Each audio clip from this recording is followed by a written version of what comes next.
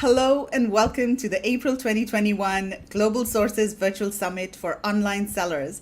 I'm your host, Meghla Bhardwaj, and if you are an Amazon seller or a brand or a retailer who's looking to sell online, then you should join us for the next 3 days because we're going to be talking to 15 experts who are going to be sharing what's working in e-commerce and Amazon today.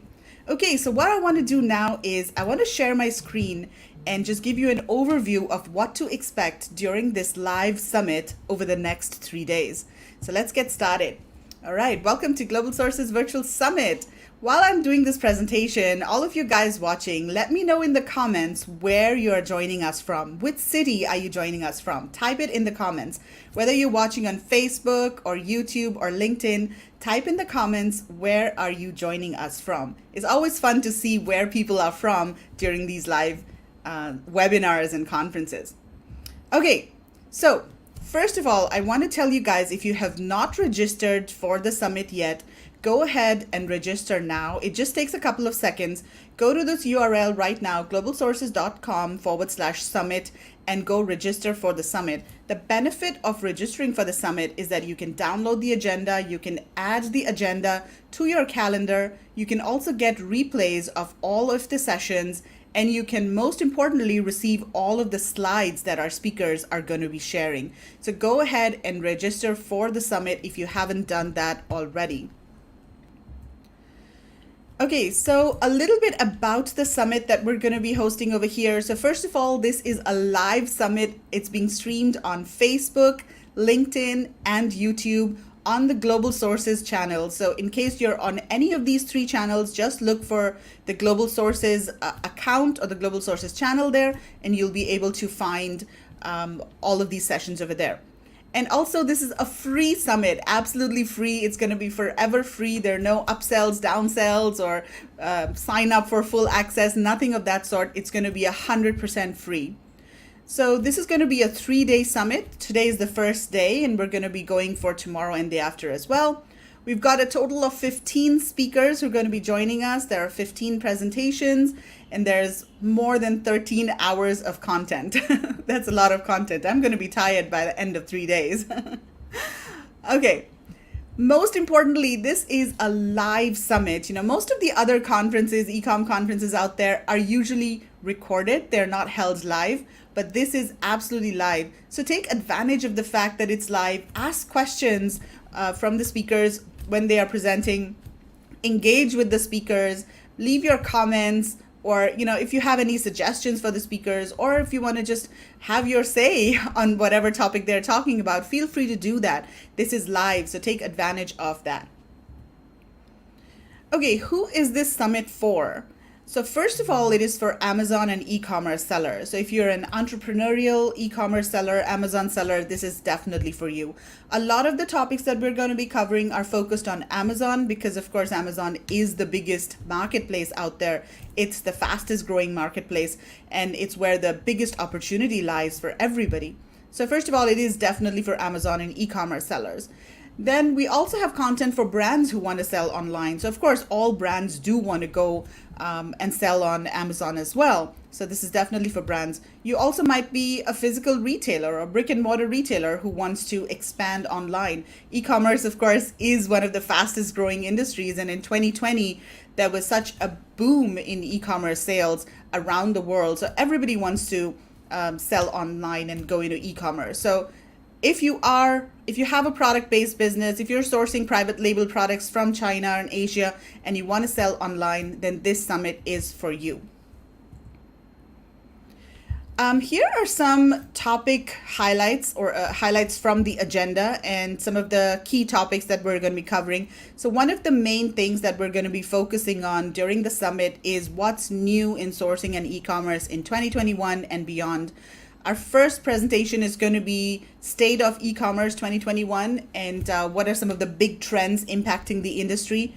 Then we're also going to be talking about sourcing from China, what is changing now, what is different in 2021, what importers must know. We're going to be talking about Amazon listing optimization, what's working now, blended commerce. A lot of people are diversifying their e-commerce channels nowadays. So whether you're working on selling on Google Shopping or any of the other channels out there. We're going to be talking about how you can blend all of the different e-commerce channels. Brexit, that is something that has been very challenging for importers and brands around the world. So we're going to be covering that as well. The second major topic that we're going to be talking about is how to build and scale your brand on Amazon and beyond. Amazon, of course, is now focusing a lot more on brands. Amazon does want you guys to build your brand on the platform, and they're offering a lot of different benefits to companies that have brands on Amazon. So we're going to be talking about how you can build an extraordinary brand on Amazon, ways to avoid IP claims and account suspensions when you're selling private label products on Amazon. Also, the power of external traffic, and we're going to do an introduction to Google Ads. Content engagement. This is very important. Online sales is a lot of the sales for online sales are actually driven by content engagement. So how do you put out content, and what are some of the strategies and tools that you can use to bring more customers to your brand? Very interesting topic over there. And most importantly, how to be profitable and maximize your brand value. One of the biggest opportunities today for Amazon and e-commerce sellers is to exit their brand. So how do you make sure that you can maximize the value of your brand so that you're able to get a really good exit?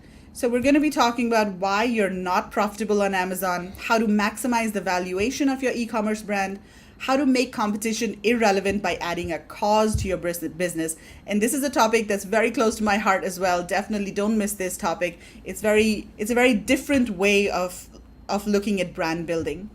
We're also going to be talking about the domino effect of shoddy inspections to your company's future valuation, and then mindset strategies to make imperfect the perfect path forward. So those are some of the topics that we're going to be covering over the next 3 days. Okay, this is super important, guys. Now listen. So these are the timings of the summit over the next 3 days in different time zones. Now, if you're joining us from the US, it's 8 p.m. Eastern time right now, or a little over. And so this is our first session. Now, the next session is going to be held tomorrow, 8 a.m. Eastern time, and then 8 p.m. Eastern time tomorrow. And then Wednesday is 8 a.m. Eastern time, 8 p.m. Eastern time. So of course, this is a live session. We can't host all of the sessions or the entire summit in one stretch. So we are breaking the entire summit down into 5 sessions. And each session will feature three presentations. So here are the 5 sessions and the timings, the start timings of the 5 sessions if you're joining us from the US. Now, if you're joining us from Europe, here are the times in GMT. Now, the first session today, of course, is 12 a.m. GMT. So sorry about that. You guys can watch the replay. But then the next session is 12 p.m. GMT. And then similarly, the third and fourth sessions are 12 a.m. and 12 p.m. GMT tomorrow. And then the last one is 12 a.m. GMT on April 29th. If you're joining us from Hong Kong, it's fairly simple to remember. 8 a.m. that's today, 8 a.m. Tuesday, April 27th. Then we're going to go live 8 p.m. today, then 8 a.m. and 8 p.m. tomorrow, and then Thursday, 8 a.m. Easy to remember? Okay, if you're joining us from Australia, then it's 10 a.m. AEST or Melbourne time, and then 10 p.m. today, AEST, then tomorrow, 10 a.m. and 10 p.m., and then Thursday, 10 a.m. So you can mark these on your calendar depending on where you're joining us from, or you can register for the summit at globalsources.com/summit. And you'll also receive a link over there where you can add all of these sessions to your calendar.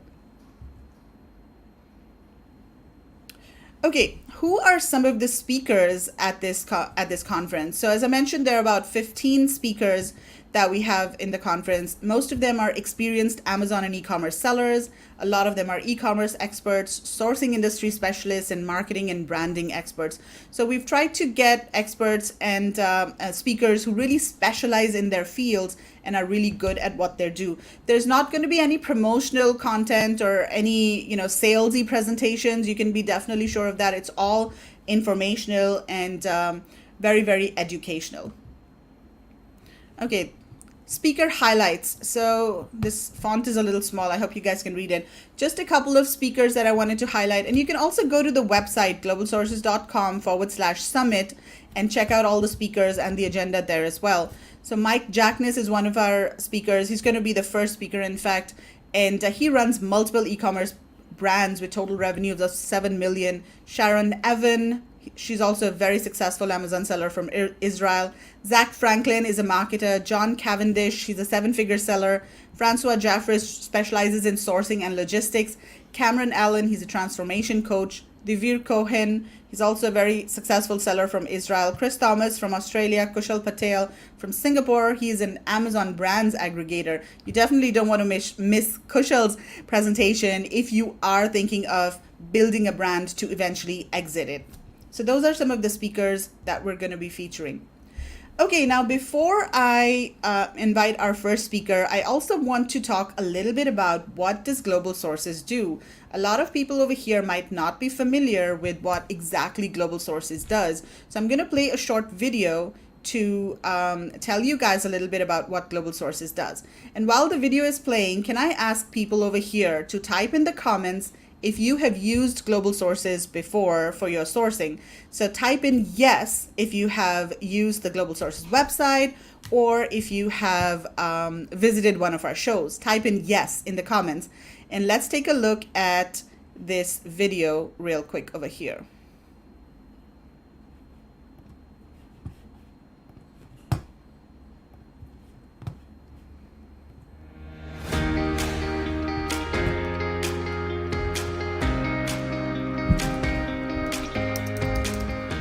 They bring all the best vendors, the top vendors from all around the world. The best quality manufacturers are here. 我们从真正的从环球资源呢找到了自己的客户，还有业务，然后能实现盈利，这是最主要的目的。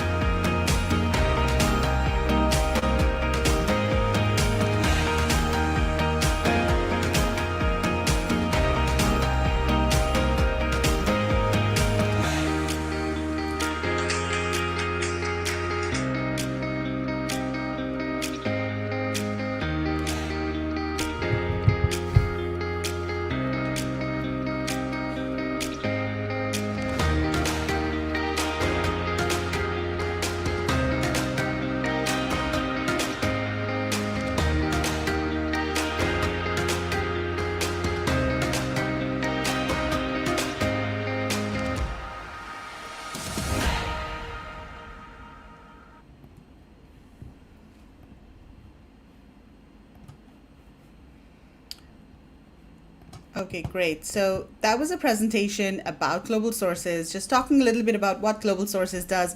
And of course, a lot of the shots that you saw over there were from our trade shows, which are of course currently on hold because of the pandemic. But basically Global Sources does online sourcing, or helps you with online sourcing, and also helps you with offline sourcing at the trade shows. Now there's another service that I think is super important for all types of buyers who are sourcing from China or Asia, and that service is called Global Sources Match. Have any of you over here heard about Global Sources Match? If you have, type in a yes in the comments. Let me know if you have ever heard about Global Sources Match, and I'm going to play a real quick video telling you about what exactly is Global Sources Match. So let's just look at this video real quick and type in the comments if you have used or if you have heard about Global Sources Match. Global Sources Match is a 100% buyer-focused, year-round, highly personalized and customized service to help international buyers identify the most relevant products and suppliers. In 2020, Global Sources Match helped more than 1,000 buyers from around the world Connect with quality Asia-based suppliers through private business matching and online meetings. How does Global Sources Match work? The process starts by getting product requirements from you, including technical specifications, desired supplier type, certifications required, and export markets served. Our dedicated match team then shortlists matching products from verified Global Sources suppliers. Once you are satisfied with our recommendations, we will facilitate communications between both parties. The result is high value, high accuracy, and highly efficient business matching, making Global Sources Match the most sought-after premium service among our buyer community. 99% of buyers find suitable suppliers through Match. Let's see what our buyers say. I think it's an awesome idea connecting the buyers and the suppliers, and I hope to be able to attend more in the future, so I get the chance to meet more suppliers from Shenzhen, but also the surrounding areas. 给我们安排了一个线下配对活动。今天我们当面见了我们这边4、5个比较合适的供应商，我们也非常感兴趣，跟这几位供应商进行下一步的合作和沟通。 And many more positive comments from buyers. Thousands of successful online meetings have been held, connecting buyers and suppliers. Supercharge your sourcing. Join Global Sources Match now to source from verified. So Global Sources Match is a free service that I think everybody should take advantage of. This is just a no-brainer. It really helps you search for suppliers, and all you need to do is give them your requirements, and they will look for suppliers for you. So definitely check out Global Sources Match on the Global Sources website. Okay, so without further ado, now let's get started with the Global Sources Virtual Summit, April 2021. And I'm going to invite our very first speaker on stage over here, Mike Jackness. Hello, Mike. How are you? It's great to see you. How's it going? Can you hear me okay? Yes, loud and clear. Right. Normally in the room, I can tell if my microphone's actually working, but we're still doing these virtual things, so I never know if I'm talking to myself or not. I know. When is this going to end, Mike? I'm just dying to go back to real in-person conferences and events. I think soon. We actually live in Las Vegas, and we finally got vaccinated. Things are opening up back here, and we've been living like rock stars for the last 2 weeks as we forgot how to drink and go out and eat and be with people and all these different things. So it's been kind of fun relearning how to get ourselves back in society. Awesome. Okay, so Mike, let's get started with your presentation. Do you want to share your screen? And you're going to be talking about the state of e-commerce in 2021, which is a very interesting topic because 2020 has been a transformational year for e-commerce. And yeah, let's see what 2021 has in store for us. So over to you, Mike. Absolutely. Well, thank you for having me come back and do this. I have this memory that pops up every year on Facebook from the first time I came to see you guys. This always happens around my birthday. My birthday is April 29th. So every year for like 5 years in a row, I've been in Hong Kong speaking at the Global Sources Summit. It kind of sucks to be doing it remotely this year, but hopefully next year I'll get to go celebrate my next birthday with you in person there in Hong Kong. And it's cool to be the headline speaker this year. I think I've graduated or something. Either that or someone dropped out of this spot and you found me at a free piece. I don't know. But either way, I'm happy to do it. I know. I'm just giving you a hard time. But I thought it would be cool, and you did too, to talk about the state of e-commerce because it's kicking off the show. And so instead of doing the tactical stuff I love doing, which I usually talk about, we're going to get into what's going on. This is the only slide about me. I don't really come pitch anything. I just love talking about e-commerce. I run a company called Terran. We are, a 7-figure seller, have been for a long time. We approached 8 figures 1 year, and then we sold one of our brands in 2019. So we kind of went backwards just because we sold a huge chunk of our business, and we've been building it back up. So we started e-commerce with treadmill.com. Then we also we sold that as well. And then we sell ice packs. We sell some baby toys. We own tactical.com. We sell some home decor products. And we talk about all this along the way on a podcast called Ecom Crew and our blog as well. We also have some training courses and stuff. If you're interested in any of that paid stuff, just send us an email. Tell us you're at Global Sources. We'll hook you up with a good discount. But I really encourage you to check out all the free stuff because we have way more free stuff than we have paid stuff. And we think long term. And so if you like the free stuff, hopefully you'll love the paid stuff later on, years down the line. And that's all I have to say about that. So let's get into the state of e-commerce in 2021. And Meghla, since I last saw you 15 months ago, what a long 7 years it's been.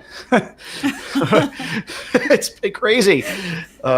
We last saw each other right before the pandemic like really took hold. And man, it has been crazy. It's been one heck of a ride. It's always crazy in e-commerce. Every year in e-commerce feels like multiple years. I feel like we're living dog years in e-commerce or something, but it's been even more profound the last few years. So I have some interesting stats. It's really just kind of where are things at? What are people struggling with? High level numbers that I think that anybody that's here should be aware of, right? I think you should be aware of if you're new, what you're getting into, if you're already been selling, what the current state of affairs looks like. And so the pandemic has really led to unprecedented effects on e-commerce, both good and bad. Like there's very little in the middle right now. If you were selling home gym equipment or home decor stuff or things for pets, you probably have been crushing it in e-commerce for the last year. If you have been selling, things that are like packing cubes or luggage, we also sell hot and cold therapy products. People are not out and being active as much. You are probably really been struggling. Very few of our products are kind of down the middle. And so it's definitely creating an interesting dynamic of year over year. How do you compare things? And we're still trying to figure that out. But the other things that's really happened here is that COVID has really stretched infrastructure, something that we didn't really think about in the beginning, but we're now seeing this with freight because I think that really the beginning of it was that instead of 4 people unloading a container, just kind of throw people at it as quick as you can, get the container unloaded. And a company like Amazon might have had 18 minutes to unload a container, like on their spreadsheet, whatever the number was. And sorry for the dog barking in the background. This is what happens when you work from home. If you can hear that, this microphone shouldn't pick it up, but just in case. Any rate, maybe now it's taking 3 times longer to unload that container. You can only have 1 person in the container. And let's say now it takes, again, 3 times longer. Containers are taking longer to get unloaded. So they're now getting backed up at the unloading dock. Then they get stuck back at the port. Then the container's not available to actually even return back to China. And what's happened now is you have this massive 300% or more spike in freight rates. I mean, we were paying $2,500-ish a container to get a container from China over to the United States. We have seen quotes up to $9,000 at this point. The average we're spending right now is $7,500.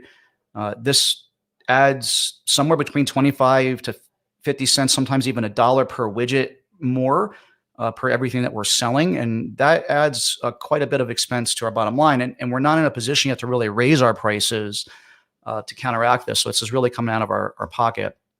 But at the same time, as I was mentioning, e-commerce spending is at an all-time high. You're at a position now where like even your parents and your grandparents have just like thrown in a towel and started buying things online because there wasn't a place to go buy the stuff at a store. I mean, at least here where we're at in the United States in Las Vegas, all the casinos were closed, all the bars were closed, a lot of restaurants were closed. The drugstores were open and some of the grocery stores, but even that was at limited capacity and you had to wear a mask and keep social distance. And it was just not a great experience. And so I think a lot of people have just capitulated, at least the last minute holdouts, and they're now buying online. And I don't see this changing because once you start buying online, it's kind of, it's a lot easier, right? And I think that people have come to realize that. I think so much so that even Walmart sales are up. We were joking about this as we were putting this together. Even the struggling Walmart has increased their sales 79% over the last year, which makes me happy because I hope that someone kind of eats into Amazon's dominance because they continue to exert that dominance more and more. 44% of Amazon sellers say that their businesses have performed better than expected in 2020. That number almost seems low to me, but we have some great stats to back this up. I'll share them at the end. There's some great articles that are part of these slides. 51% of say their sales increased because of the pandemic alone. Again, not surprised to see this. And so you have, again, a lot of winners. I think the people that were on the other side of this probably saw a steep decline. So let's look in under the cover of Amazon and talk about some crazy stats that we been able to gather for you here for this today. $386 billion in revenue last year. It's a staggering number. I don't even know what that even looks like.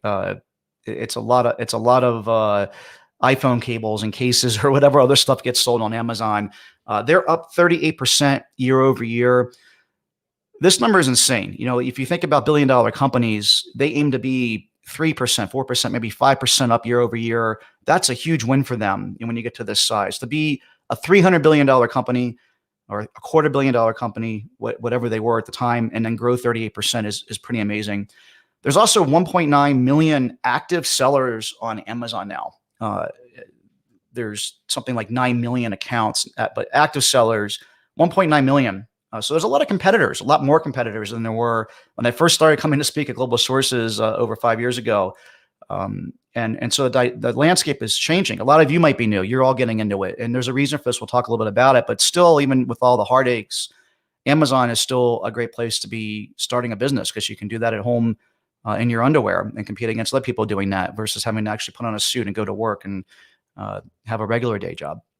So other things that are really interesting, Amazon, for those of you who aren't aware, they account for about 50% of all e-commerce sales. So everything that's sold online, they're selling half of it. They have become the largest search engine in the world for products. They have taken over that title from Google, I think about a year and a half ago. And so because of that, PPC costs are starting to rise quite a bit. There's lots of competition there because it is such a destination for people that are searching to buy products, and they're highly motivated. If you think about people that are searching for products on Amazon, a lot of them are looking to buy and are looking to buy like right now. You don't really go to Amazon for product research. It's really the place you go when you're ready to make that purchasing decision. Obviously, there's things that might be larger purchases you might think about putting your cart and kind of hem and haw about. But the transactional purchases, I need a new iPhone cable because it just broke. As an example, you're just going to go buy that right away. There's not any real research there. You might look at a couple of different products, but you're going to go buy it. Amazon has really got this market cornered. The rest of everything else is a fraction of a percent compared to this. I mean, you got things like Walmart, all the Shopify stores together are under 10%. It's pretty crazy how Amazon has such dominance.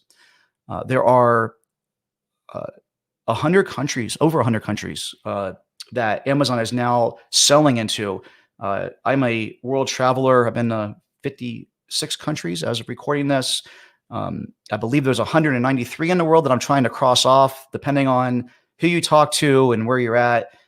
There may be closer to 210. Things like Taiwan don't really count necessarily, but maybe they do. I don't know. There's all kinds of examples like that. But whatever it is, basically, Amazon is able to get to half the world now, which is pretty amazing. And just in the United States alone, our census just came out here. For those of you who are in the United States, you might have heard about the news today, but there's like 333 million, I think was the number, Americans now. So basically half of the United States is an Amazon Prime member, which is a staggering number to me. I mean, it's just absolutely crazy. And I'm not sure exactly how many households that reaches. I'm not sure how that was calculated, but it could be a significant, even larger portion in terms of households. So third-party sellers, which are basically everyone that's watching this, what does it look like there for third-party sellers? Well, 55% of paid units, things sold on Amazon, were from third-party sellers. So that basically means the rest of it is Amazon, Vendor Central, what they call one-party, the one-piece system. Now, this doesn't mean that they're Amazon products per se. You can still be a private label seller and sell to Amazon, and that would be under a different label. 50% of sellers are seeing more than 5,000 a month in sales. And so of that 1.9 million active members, half of them are doing at least 5,000 a month in sales. So if you're new and you're in the audience, you're thinking, can I even do this? Almost 1 million people are selling at least $5,000 a month. I'm not going to say that it's easy, but it's definitely achievable to get to this point. Start getting your feet wet, start selling on Amazon. There's also lots of people who are selling a ton more. But it's really interesting to me that there's just a lot of people that are just kind of starting to get into it. and that are selling on Amazon, and you can certainly do it too. Private labeling is the top business model. So of all the people that are third-party sellers, 67% of them are private labelers, which, if you're attending Global Sources Summit, you're looking probably to private label products. You aren't a wholesaler. You aren't an arbitrage person. You aren't someone who's trying to represent another brand and sell them. And this is where we're at. We are a part of that 67%. All of our stuff, our brands, are our own stuff. 25% of sellers are seeing sales of $25,000 a month or more. And so again, showing you that there's just hundreds of thousands of people that are selling at least $25,000 a month of stuff on Amazon. We picked this number because I think that this is like where you have to be at a bare minimum to be able to quit your job. If you're making 15 points of margin, which is where I like to see people be, that's something like $3,750 a month. That's probably enough for the average American, at least someone in the United States. And it's probably even easier for other people in the world where the cost of living is a little bit lower to be able to leave their job and start doing this full time. And so that represents something like 450,000 people are doing that. Another interesting stat I thought was cool is 19% of sellers have exceeded selling $1 million in lifetime sales. And we're definitely in that group. We do that, not every month, but every other month together. Certainly we're at that level. And so there's lots of people that are selling a lot of product month in and month out. So let's talk about, again, we're talking about state of e-commerce. So what are like some threats? Why should you maybe be second guessing selling in 2021, or at least things to be aware of as the meteor comes to hit you in the head? What are some things you should be thinking of? So again, all this new competition coming in, if we're all in a room, we're not all exactly competitors together, but if you are selling the same exact products I am, there's more competitors that way. We'll talk a little bit more some of the repercussions of that, but as there's more and more competition, the things that Amazon can do to you as a seller also get a little bit more scary. But there's a million new people that are applying to become sellers on Amazon every year at this point. I mean, at least we're on pace for that. There were 283,000 people alone in Q1. Maybe that was because of the pandemic and people were home and thinking, I need to find a job and something to do. But it's a huge number of people that are just getting into this. And some of them are going to fail, but some of them are going to be successful. All right. I mean, some of them are going to become multi-million-dollar sellers just like we have. And some of them are going to be in the same space as you, which is all statistics. And so it's something to be thinking about. The competition is certainly not going to be getting softer over the next couple of years. We're on pace to have more than 1.4 million new sellers this year, if the Q1 pace continues, but certainly over that million number that we talked about.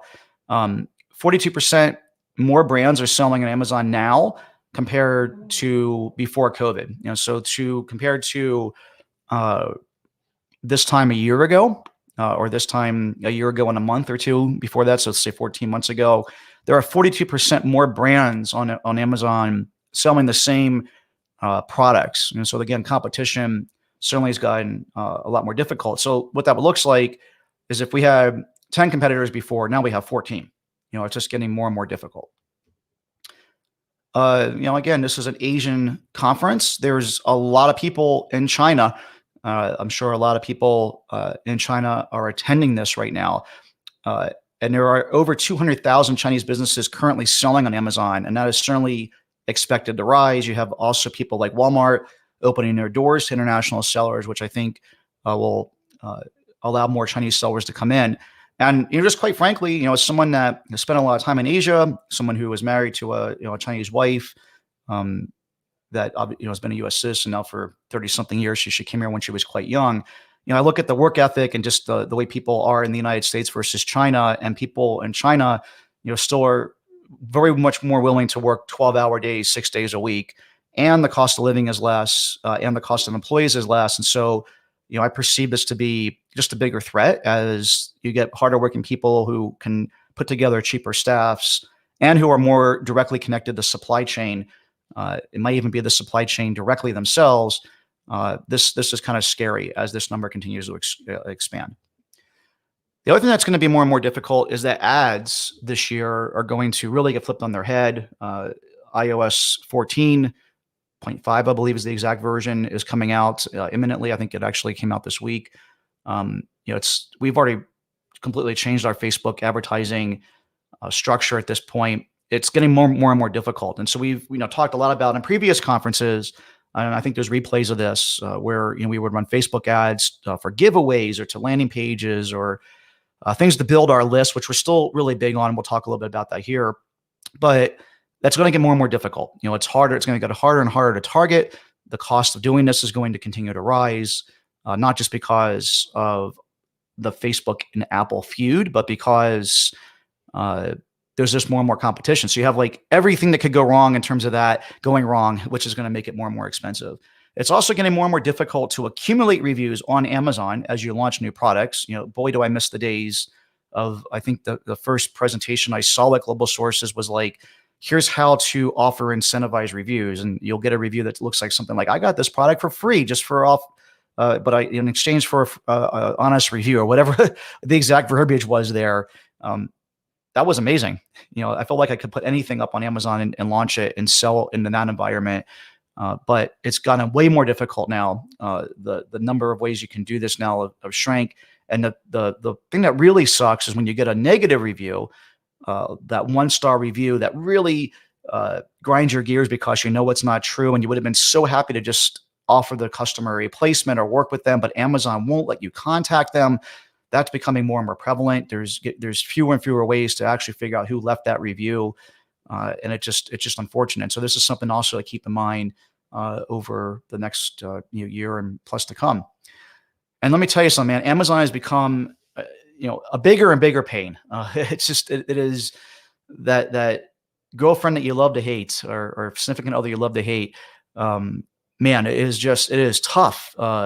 We are going through a process again right now. Our top selling product right this minute as I talk to you guys is suspended for being hazmat. It's not hazmat, but they suspended it for hazmat. And boy, does that screw things up. Because again, top selling product, most profitable product.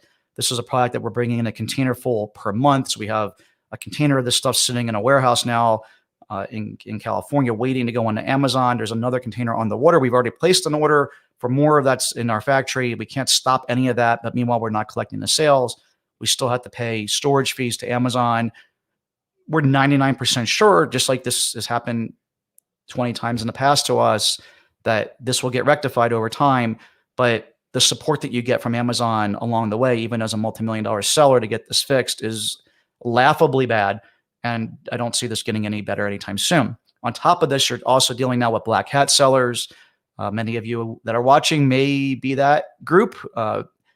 It's unfortunate. Wherever there's money to be made, it's going to bring out the worst in people. And, in some respects, I can understand it because when I was younger, these are some of the things that I maybe would have done in other niches and things that I was doing when I was younger, because you're trying to make it. And it doesn't necessarily seem bad to leave fake 1-star reviews on your competitors or even fake 5-star reviews on your competitors, which can also help things, or go into Vendor Central and change their images, or any of the other tactics that are happening right now, which I'd like to not spend a whole lot of time on. But it's scary as a white hat Amazon seller. This is something that becomes more and more aggravating as competition heats up. And it's just one of these things that's never going to go away. Amazon might play a little bit of whack-a-mole with it and, where it makes them look bad, but for the most part, they don't care because they just sell more stuff. As I was mentioning already, sudden threats of suspension, they keep me up at night. It's why we sold one of our businesses for 7 figures in 2019. I think we could have continued to grow it and sell it for 2 to 3 times what we sold it for. But at the moment, I was starting to get like heart palpitations in the middle of the night, wondering if I was going to wake up and find out that my account was closed for no reason. And so I felt like it was time to take some chips off the table, which, really turned out to be the best decision. And I don't look back and regret it, but it's just something to be thinking about because this is always over your head.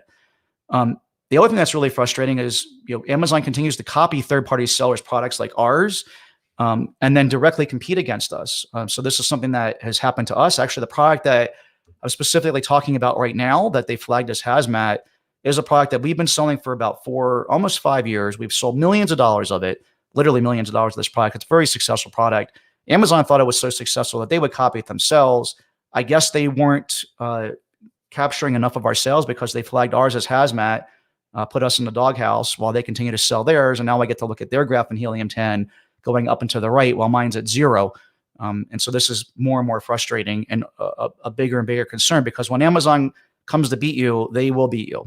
They have all of the resources, including capturing traffic that is paid to make it to your ASIN landing page and pulling them off to their own page to sell at a lower price that is below what you even pay for the product.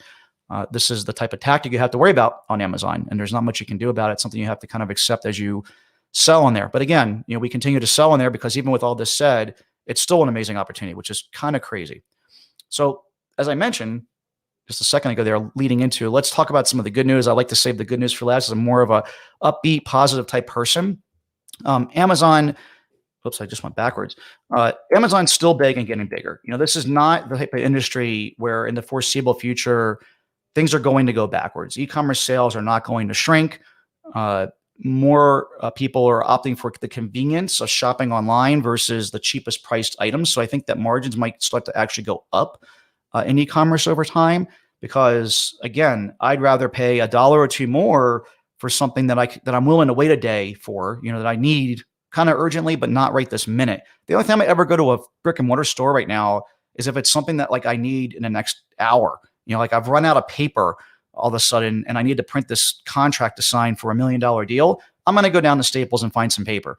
But if it's something that can wait, I'm going to order it off of Amazon and it'll just be at my doorstep the next day. And I don't have to be, bothered with having to take a shower and go down to the store, sit in traffic and, be around people. Who wants to be around people anymore? We've all learned how to be at home by ourselves in the middle of this pandemic. So anyway, I think that people, in all seriousness, they're going to continue to opt for this convenience. And so, we're talking about entering an industry that's not shrinking, but that we have wind behind our back and will continue to grow. Amazon is still a profitable place to sell. I mean, otherwise we would have stopped doing it, even with all the headaches and things I've talked about. Amazon sellers have far greater profit margins than almost any other business. And if anybody here has been to business school and you're taught about how most businesses fail within the first year and most businesses don't make any money for 2 to 3 years, well, Amazon businesses, that's not the case. You can run an incredibly low overhead, skinny business that makes money within the first year. 67 or 64% of Amazon sellers are profitable within their first year of selling. It's a pretty crazy stat. Even if you don't know what you're doing, and you're new to this, you can still be profitable in your first year. And we found a poll or a survey. The average seller within the first couple of years is taking home $42,000 a year in profits, which again is enough to live off of for the average person living in the United States. It's way more than enough for someone living in China or a lot of parts in Europe or other parts of the world where the cost of living is lower. And so it's really a way to take control of your own destiny and start selling on Amazon, create your own business, in a way that is just unprecedented in human history when it comes to being an entrepreneur. Another thing that's like super exciting that I look at in terms of like macro data more than anything is that FBA rollups, with a rollup basically is a group of investors that are buying multiple Amazon businesses and they're going to put them together, which is called rolling it up. And they'll probably resell that to an even bigger fish somewhere down the line. But what I look at here is, I'm the dumb guy in the room, right? I barely made it out of high school. I didn't go to college. I've been this scrappy entrepreneur my whole life. And there are people that I know are way smarter than me in the world. These are people that went to Harvard or an Ivy League, school or something. And they've spent 10, 20 years in M&A, mergers and acquisition. And they really understand this world. And they are sinking not millions, not tens of millions, not hundreds of millions, but literally billions of dollars into buying Amazon businesses because they perceive this as like the gold rush of the 2020s, right? Where they can buy businesses at a 3x or 4x multiple that are relatively easy to operate, that you can really get economies of scale by putting multiple businesses together.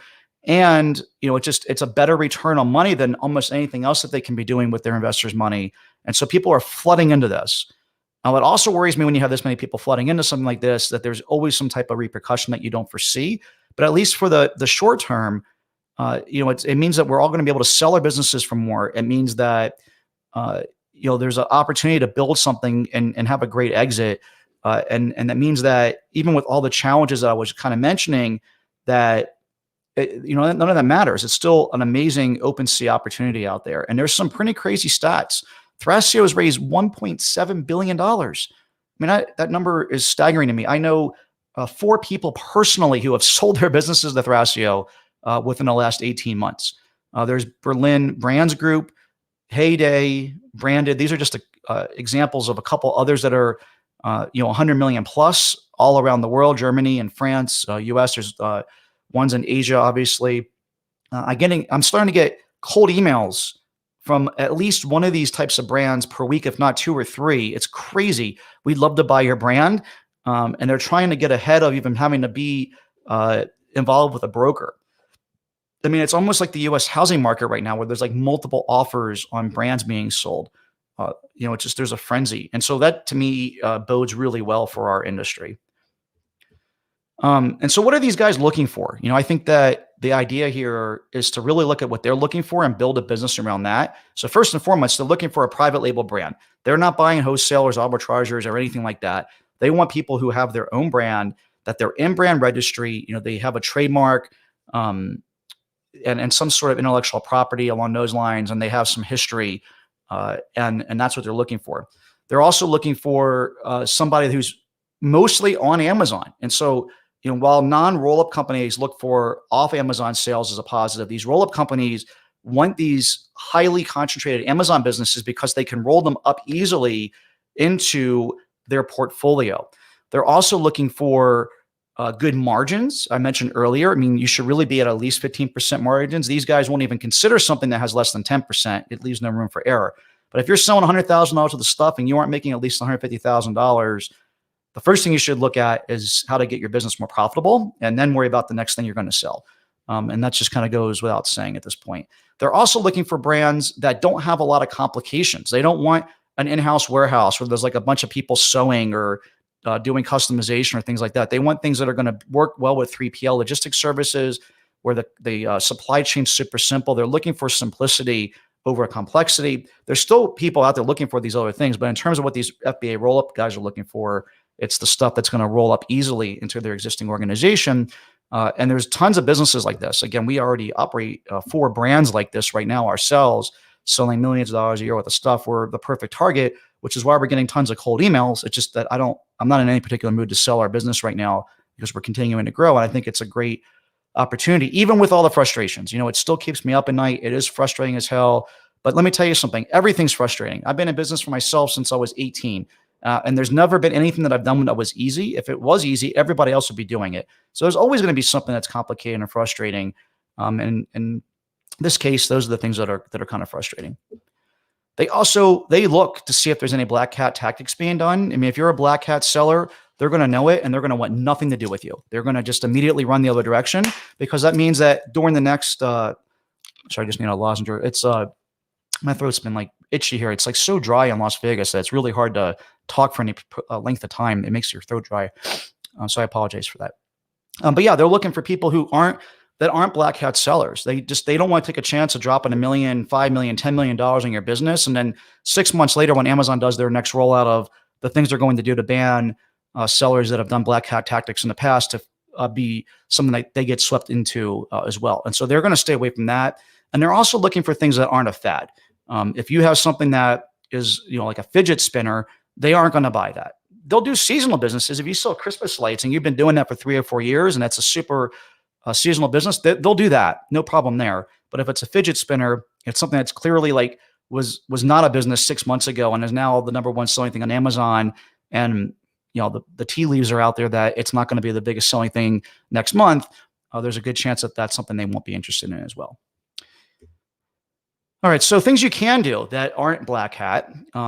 We really talk a lot about at Ecom Crew to really strengthen your brand's content. We have full-length courses on this, lots of podcasts, lots of free material about all this, because you want to stand out from the noise, right? And you want to diversify off Amazon, but in a way that really strengthens your on Amazon brand. And so we have several blogs that we've created that have started to really increase in traffic, domain authority, etc. We own tactical.com as a for instance, and write lots of content there. Ecom Crew is another one of our big content properties.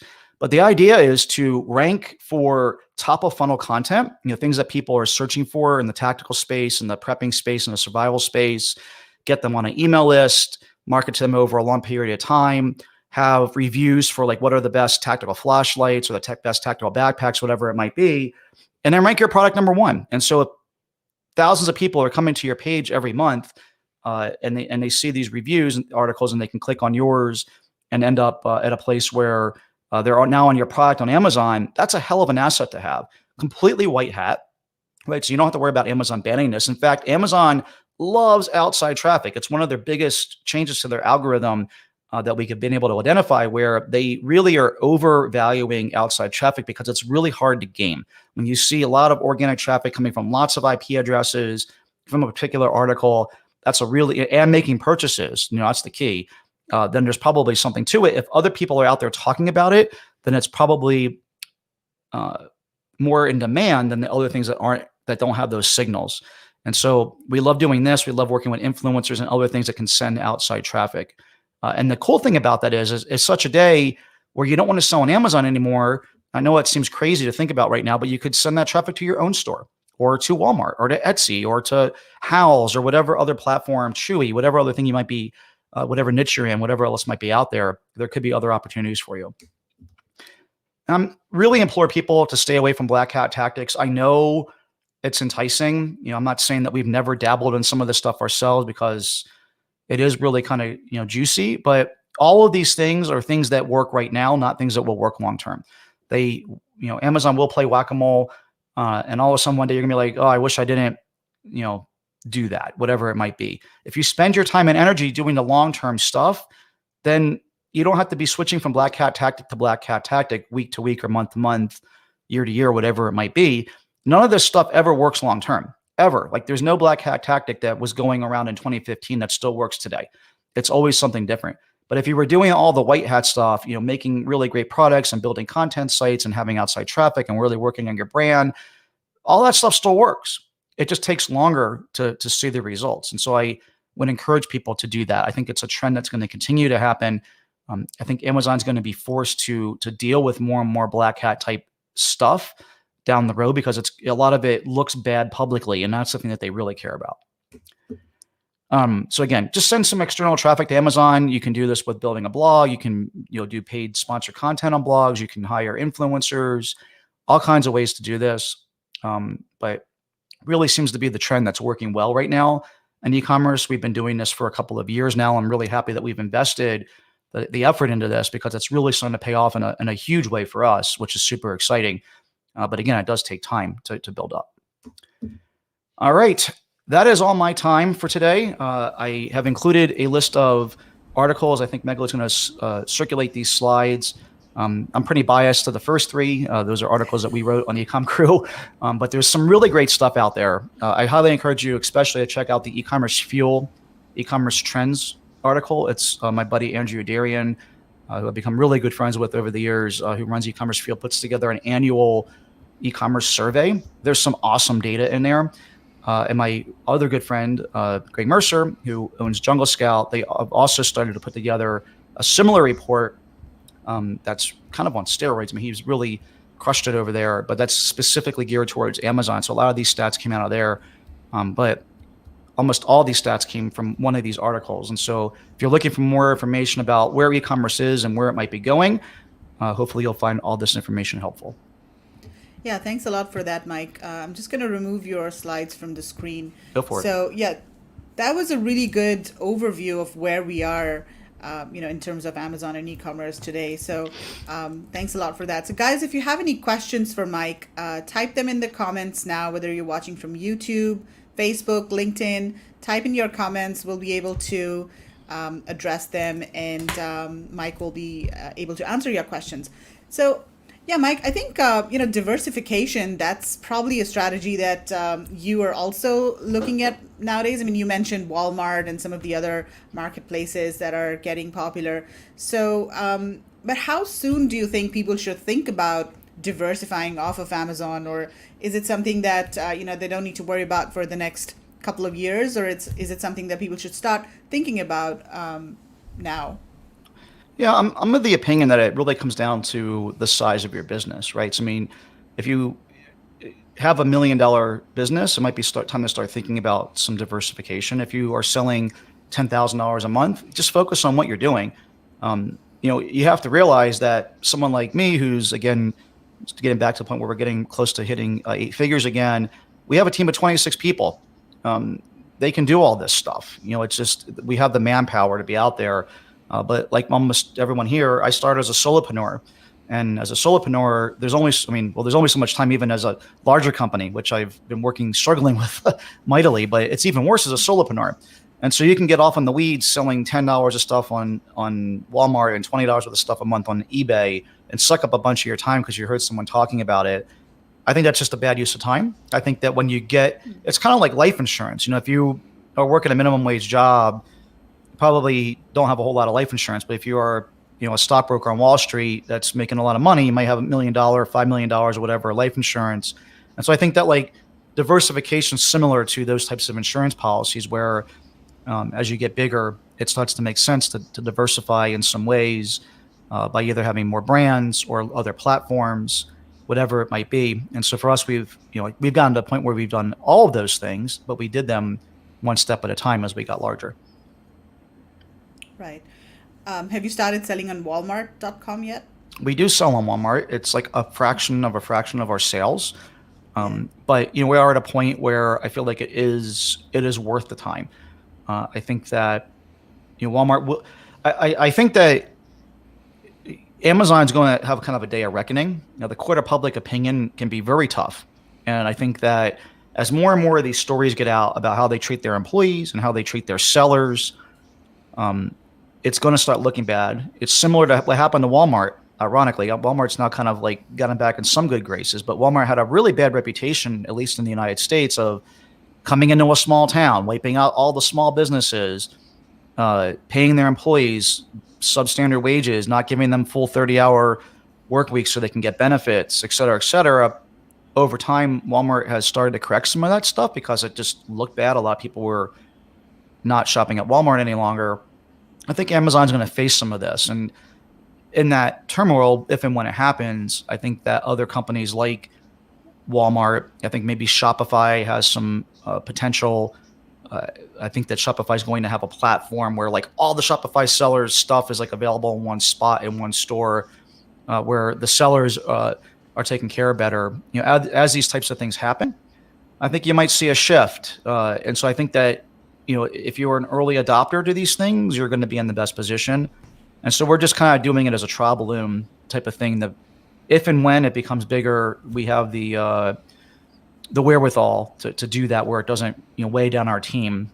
And it's something I look at on the P&L every month. Walmart sales, it's there, kind of like eBay sales, but it's more than zero, but not enough to make a living off of.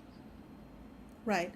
And what about selling outside of the US? Are you selling in other countries as well, like Japan, Amazon Japan, or Australia? Well, it's pretty slow, but I think it's also picking up now. And then Amazon India, that's a huge opportunity, I feel. Mm-hmm.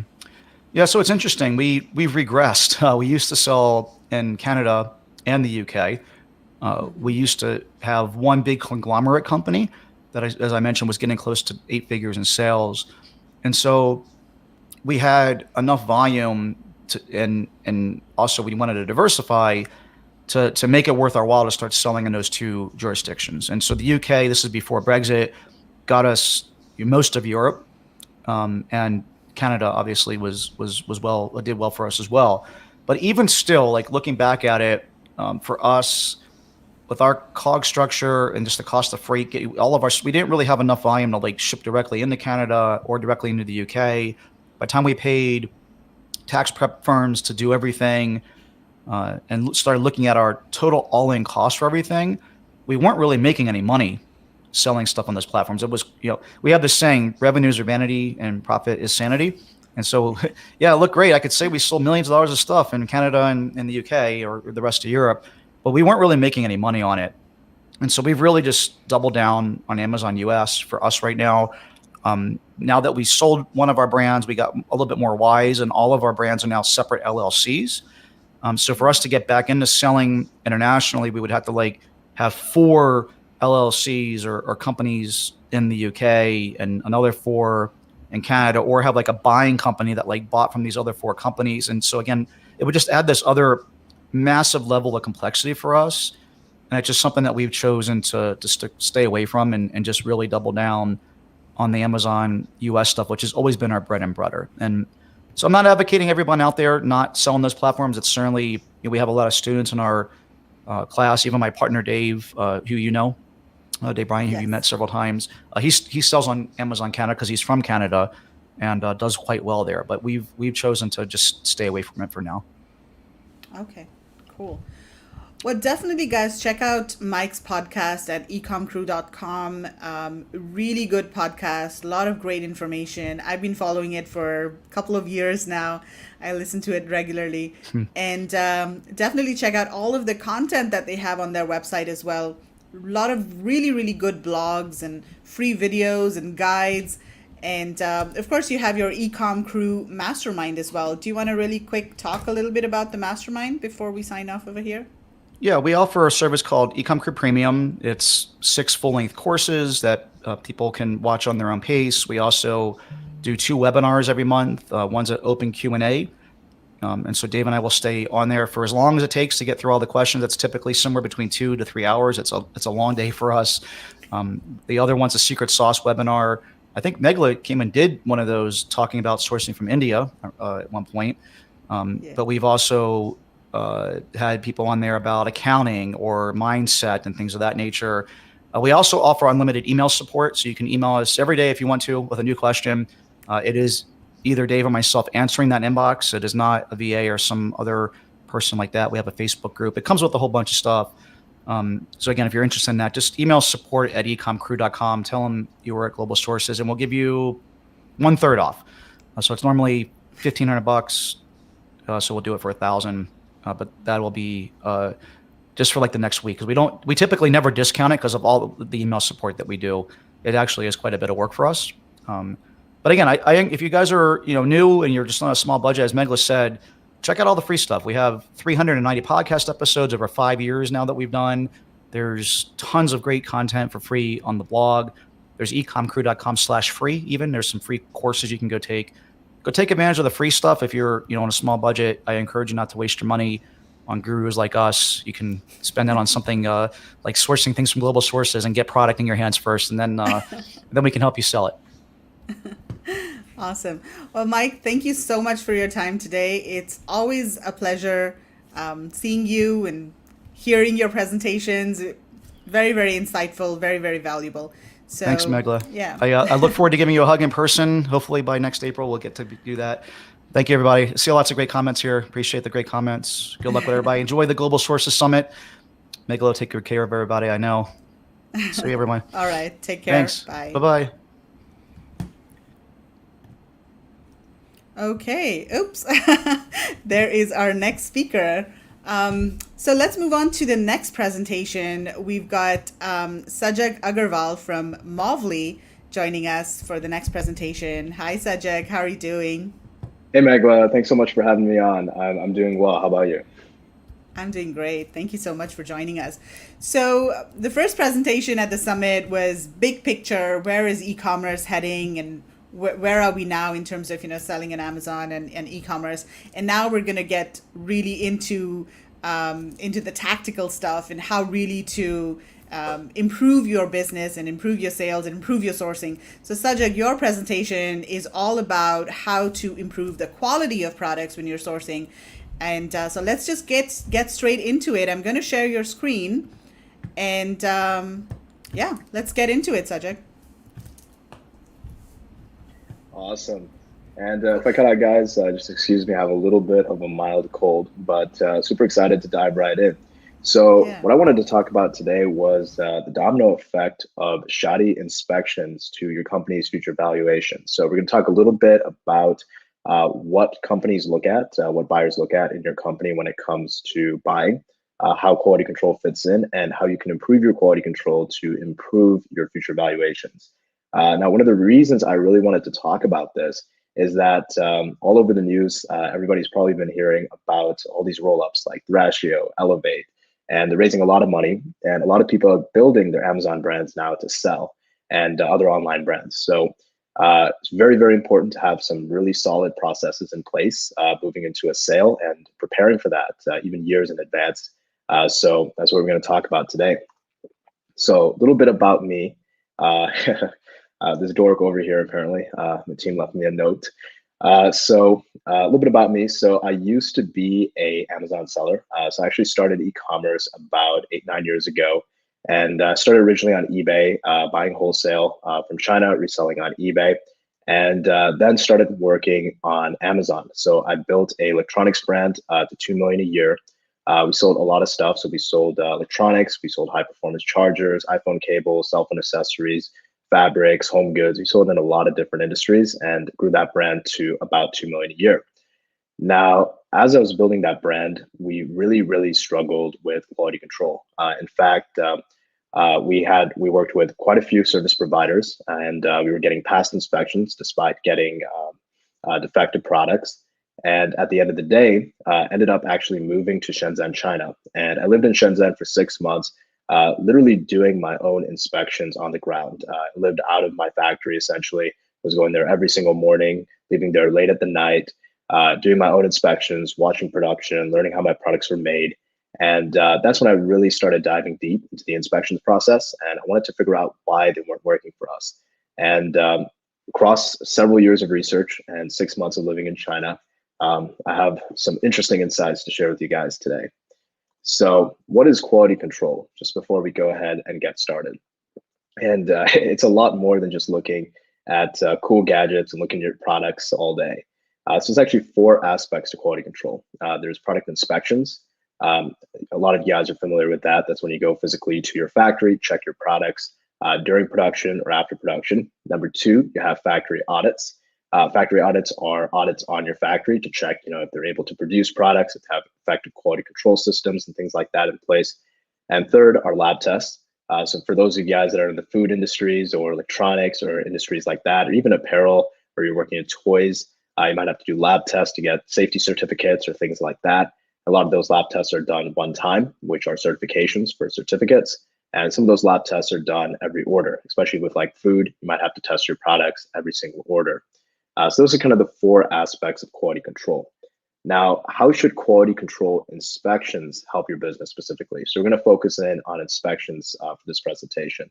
First of all, quality control inspections should be built into your operational process. It should be done on every single order you do. And it's almost kind of your last line of defense.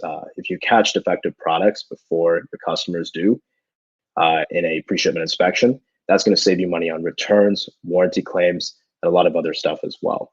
Number 2, it holds your suppliers accountable.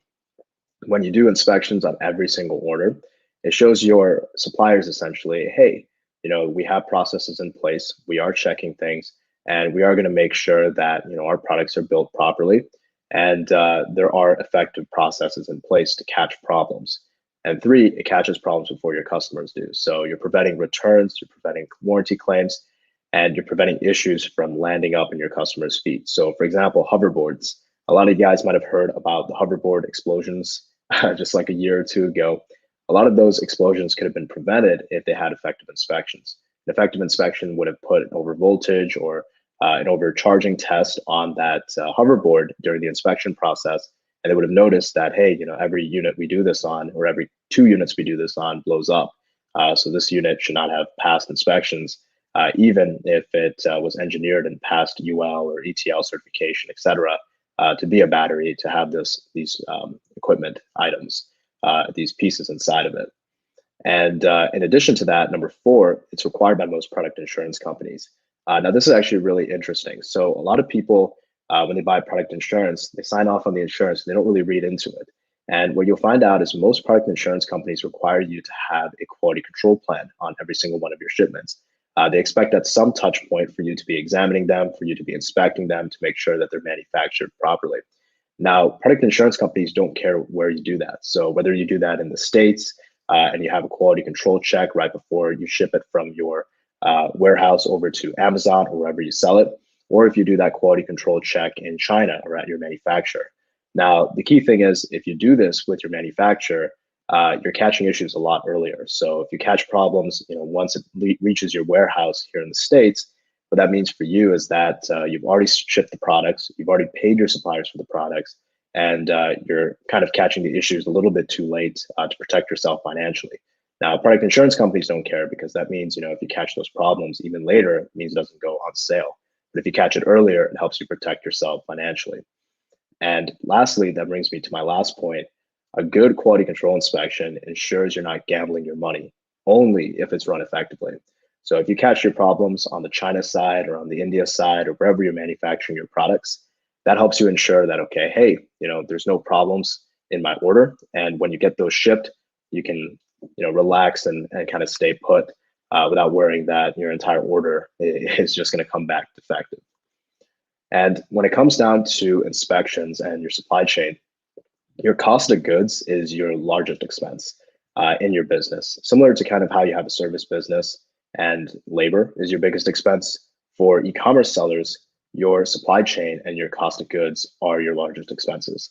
And what that means is that when you're looking to become more profitable, the first thing you're going to look at in cutting costs is your COGS. It's very easy to cut corners to make your business more profitable in your COGS.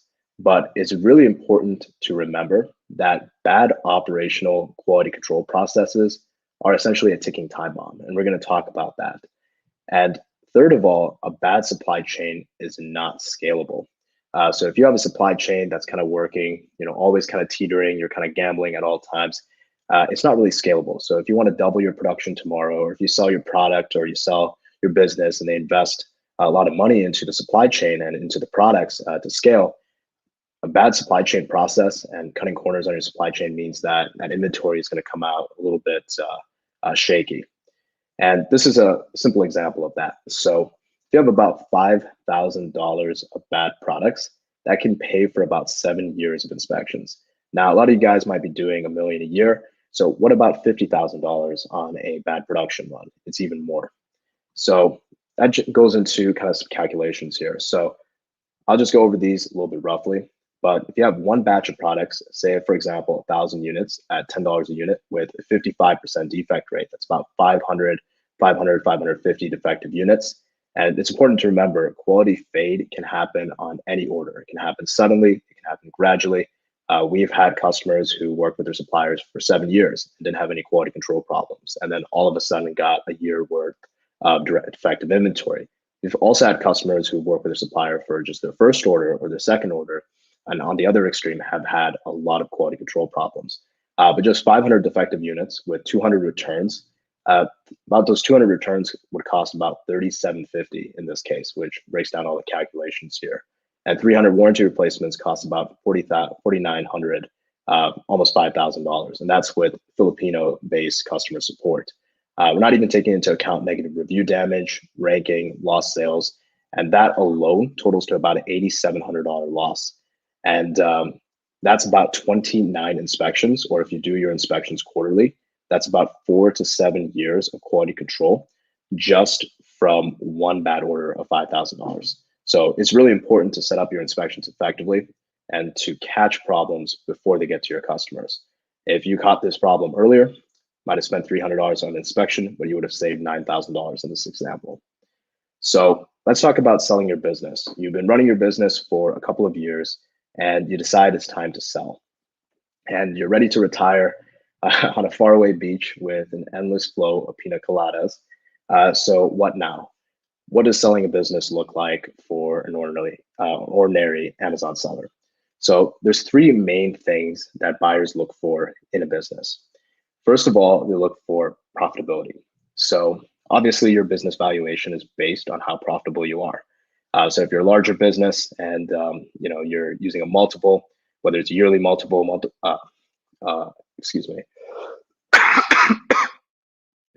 or a monthly multiple, you're essentially basing that on your profitability. Second is operational process. A good buyer is looking for a business that is efficient and can run itself effectively. They're not looking to put in 20, 30, 40 hours of full-time work after they buy your business just to keep it running. So they're looking for effective operational processes, SOPs, things like that, and a team to execute that if possible. And third, they're looking for scalability. Any good buyer, when they buy an e-commerce brand, they're looking to scale the brand. And they're going to invest money, hundreds of thousands of dollars, all the way to millions of dollars to scale your business to make sure that they can get the most out of their money. In fact, a lot of deals when it comes to mergers and acquisitions have arrangements where the seller actually gets a percentage of future EBITDA. And that's something that's very common in e-commerce sales. So when it comes to scalability and EBITDA, just to kind of offer a little bit of clarification for those of you guys that are not familiar, EBITDA essentially stands, it's a finance term. It basically stands for profits at the end of the year. It's a little bit different from net profits. It's basically a modified calculation of that. But when you're scaling a business and you're investing hundreds of thousands or millions of dollars into that business, you're looking for these three things, which is 1, profitability, number 2, process, and number 3, scalability. And quality control plays into all of these different factors. So how can buyers spot historically bad inspections within your company? There's a couple of key ways they can do this. So first of all is historical product and seller reviews and feedback. So if you've had a bad order or a bad inspection, even if it was 3 years ago, what ends up happening is that you get negative reviews from that, negative seller reviews, have feedback, and it all comes on your business reputation. And when a buyer is doing due diligence, they can go back a couple of years, they can go back to your previous products, they can go back to your current products, sort through your reviews, and look for historically bad product feedback. Number 2 is financial statements and impact on monthly profitability. So if you have bad quality control on an ongoing basis, your profitability is already going to be impacted. But even if you have a bad order just once, 2 years in the future, your buyer can come in and say, hey, in January of 2 years ago, you had a product here and you had a financial month here where your net margin was, instead of being at 40%, your net margin was at 10% or negative 5%. What happened here? And it's really easy for buyers to kind of do a little bit of due diligence and find out when bad quality control happens. And third of all, they're legally required to get that information from you. So a lot of contracts, when you sell a business, require you to disclose different aspects and of the business that can be a risk to the buyer. And one of those aspects is bad quality control. So if you've had bad quality control in the past, or you have those issues in the current procedure and your current processes, you're a lot of times required to disclose that to your buyer. And fourth is a lack of structured process. If you don't have a structured quality control process or a structured inspection process, what that means is that you don't have proper protections and systems built for quality control. And when buyers see that, they use that as a way to essentially negotiate for lower valuations and lower multiples. So let's talk about that. One bad order can affect your multiples for years. And there's kind of 4 main reasons for that. So first of all, and these are what buyers use. So Bobby works on both sides of the spectrum. So we've done inspections for roll-ups. We've also done inspections for e-commerce brands that have sold to roll-ups or are planning on selling. And a lot of the brands and roll-ups we've spoken to have used kind of these 4 main points. And that is, first of all, if quality control happened once, if you had quality control problems or issues and it happened once, it's very likely it'll happen again. And number 2, sudden quality decline can happen as soon as the first order or even the 50th order. So if you do an inspection and you do it on your first order, your second order, stop doing inspections on your 3rd, 4th, 5th, and your 6th order, your 7th order could be your bad luck charm there. And third, it increases your risk calculation and lowers your multiples. So essentially, when roll-ups or any organization for the most part are buying companies, they look for quality control, they look for risk, and they calculate that in an equation. And when you have quality control problems, you have issues like that, it gets factored into that risk calculation, and it can in turn lower your multiple. A lot of roll-ups as well have these equations pretty hard held. So when you're negotiating a sale, it's a lot more difficult to negotiate with roll-ups than it might be to an individual buyer who's purchasing the business for the first time or purchases a lot less businesses per year. So buyers use quality control and bad quality control specifically for negotiation leverage. And that's where you can come in and improve that process pretty significantly. So when you talk to a lot of people, and I spoke to a lot of people at conferences earlier, they all said inspections are useless, but they're better than doing nothing. And here's the thing about inspections. They don't actually have to be useless. If you have a proper quality control inspection process, they will perform inspections every single time, catching problems before your customers do. And that saves your product and your reputation. So let's talk about why most inspections fail. There's kind of four main reasons. First of all, every product is unique and the inspection doesn't check the right things. Number two is the inspection only looks at the product visually, even simple ones. So to give you an example, we did an inspection earlier for a strainer. It's one of those pasta strainers you use in the kitchen. Now, for the normal eye, this might be pretty simple. Okay, hey, you have a simple strainer here. Go to the factory, open a bunch of these strainers, check them, make sure that they look good, and as long as they have no cracks, everything looks good, then it's good to go. But even the most simple products have a lot of tests. So for example, for a strainer, an effective inspection might have even 14 product tests. So for example, for that pasta strainer, that has handles. Testing the weight limit on the handles, making sure that's not going to break, that's a test. Checking the water flow to make sure the holes are perforated properly and the water is not slow to drain, that's a test. So there's a lot of different tests that can go in for even the most simple products. And a visual inspection is really not enough. Third, the inspection isn't testing a statistically significant quantity. Sample sizes are incredibly important when it comes to the inspection process, especially for e-commerce sellers, marketplace sellers, because you can have a 1% or 2% review rate. And if you're not testing for the appropriate number of defects in that review rate, you can end up with half your reviews or more being negative. And we're going to talk a little bit about that and how to set up sample sizes shortly here. Fourth, the inspection is not conducted right. So poor training, poor process overall, and poor structure. So those are kind of the four reasons why most inspections fail. So let's jump in. Now, there's kind of three main things that you want to do to prepare for a seamless inspection. And first of all, you want to ensure that your inspection company gives you the ability to specify all You want to ensure your inspection company gives you the ability to specify all product information proactively. So a comprehensive booking form. Now, a lot of customers end up working with inspection companies, and you can work with any inspection company, but if your inspection company doesn't give you the ability to specify comprehensive product information, they likely don't have the processes or the systems to actually work within that inspection. So one of the things that's very important when you're looking for a good inspections company is looking for inspection companies that ask you a lot of questions about your products. So one of the things I had a lot of people tell me at conferences is that one of the reasons they like to work with an inspections company is because when they go to the website, it's super simple. They just ask for the product name, the product information, a couple of details on the supplier, and they go do an inspection. And a lot of customers believe that, hey, my inspection company will do all the checks I need to do because, that's the reason it's so simple. It's because they know what they're doing for every single product and they know what they need to check. And that can't be further from the truth. So in China and in India and a lot of other countries for manufacturing, what you see is what you get in a lot of cases. And what that means for you is that if your supplier or your service provider for inspections is not asking comprehensive questions, that's a big red flag. And moving into that, when you specify information and what checks you need done in the inspection, you have to also keep in mind that inspection companies work with a wide variety of products. So take, for example, a comb.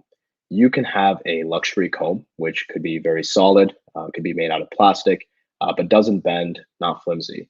You can also have a cheap 10 cents dollar store comb that could be really flimsy, bend very easily, and that's also a product that your inspection company might inspect. So what that means is that every single product an inspection has, every single product an inspection company inspects is extremely unique. So understanding that is really key, because if your inspection company is just putting your product as a one-size-fits-all when it comes to the inspection process, that means your inspection is not going to be for your product specifically. And you want to make sure that your inspection is customized and personalized for each individual unique characteristic to what differentiates your products. Number two, when it comes to the inspection process, a lot of customers look at customer reviews, and that's a really, really good idea. You do want to look at customer reviews and look at the most common problems that customers have with your product, and check for that in the inspection process. So for example, hey, my wooden shelf is breaking after I put a little bit too much weight on it. Then maybe you need to test in the inspection process the weight limit of a lot of your shelves, just to make sure your shelves are made correctly. That's on the bad side. Now, what a lot of customers miss is also looking at the good side. It's extremely important to also look at the good customer reviews. What do customers like about your products?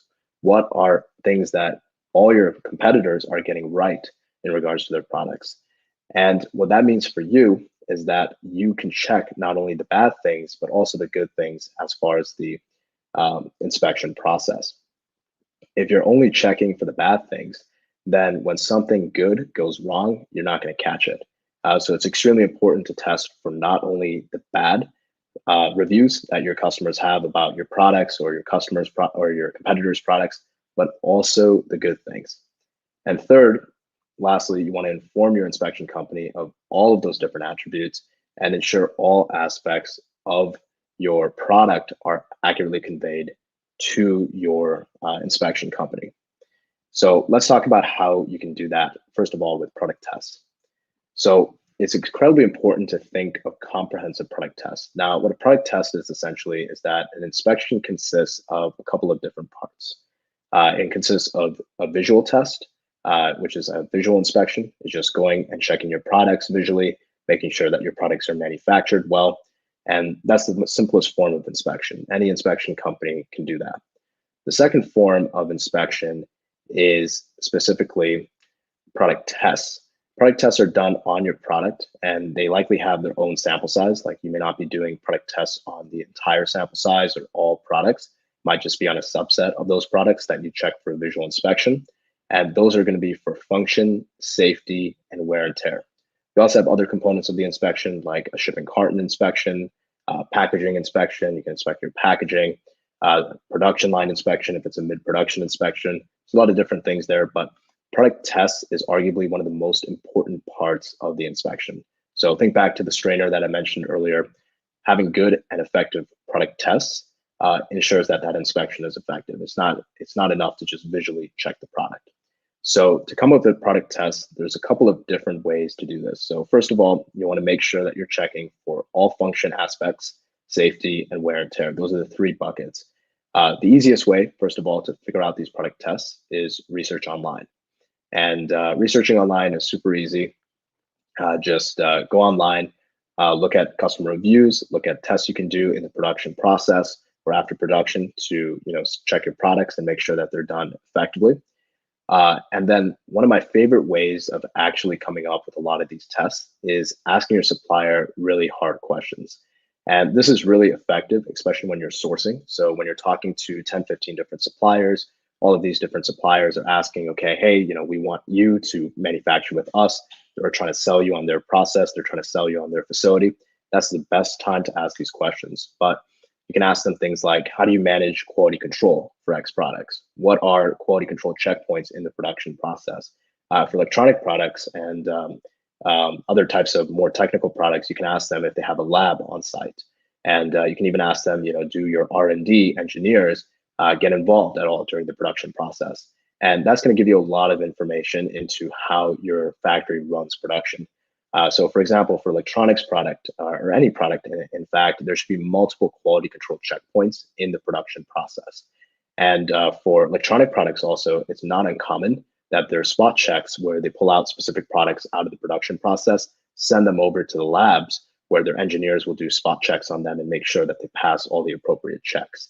So a lot of times what happens is that your factory will give you really good answers on this. So the bad factories will not be able to answer these questions. The mediocre factories will be able to give you decent answers, The really good factories will be able to answer these questions really effectively and give you a really comprehensive overview of the product test and quality control measures they have. But out of the really good factories, a lot of factories will talk about this, but when you start negotiating costs, you start cutting down on the cost standpoint, they might negate and remove some of these tests as part of your specific product's production process.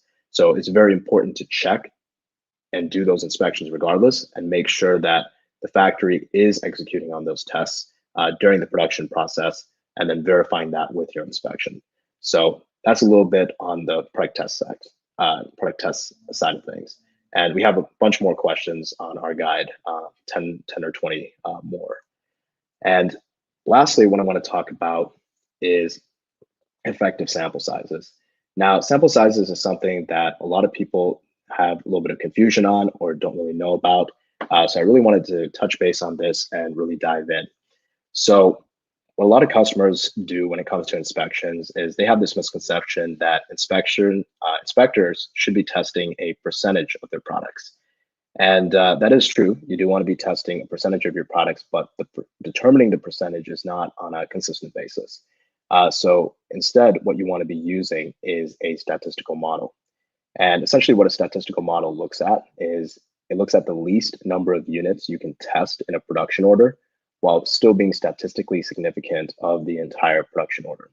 So the best statistical model that we've seen is ISO 2859-1. This is a publicly available statistical model. It was actually developed originally for the US military. And ISO stands for International Organization of Standards, which is actually really interesting because it's spelled ISO instead of iOS, but International Organization of Standards. And the ISO 2859-1 standard lays out 3 main levels of inspection: level 1, level 2, and level 3. And just to kind of give you an idea, take for example, level 3, the percentage differs widely depending on your shipment size. So if you have an order that's just maybe about 100 units, level 3 could be as high as 50% of your products. And if you have 1,000 units, it's about 125 units, which is about 12.5% of your products. And if you're doing 100,000 units or tens of thousands of units, it could be as low as 0.5%. So the percentage widely differs depending on the number of units in the shipment size. So it's really important to note that there's no set percentage that you want to inspect. You want to always relate it to a statistical model. And in addition to that, that statistical model is also relevant depending on the product test that you're doing.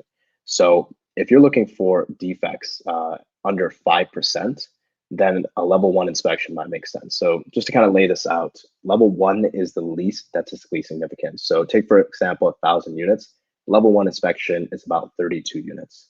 For 1,000 units, level 2 is about 80 units.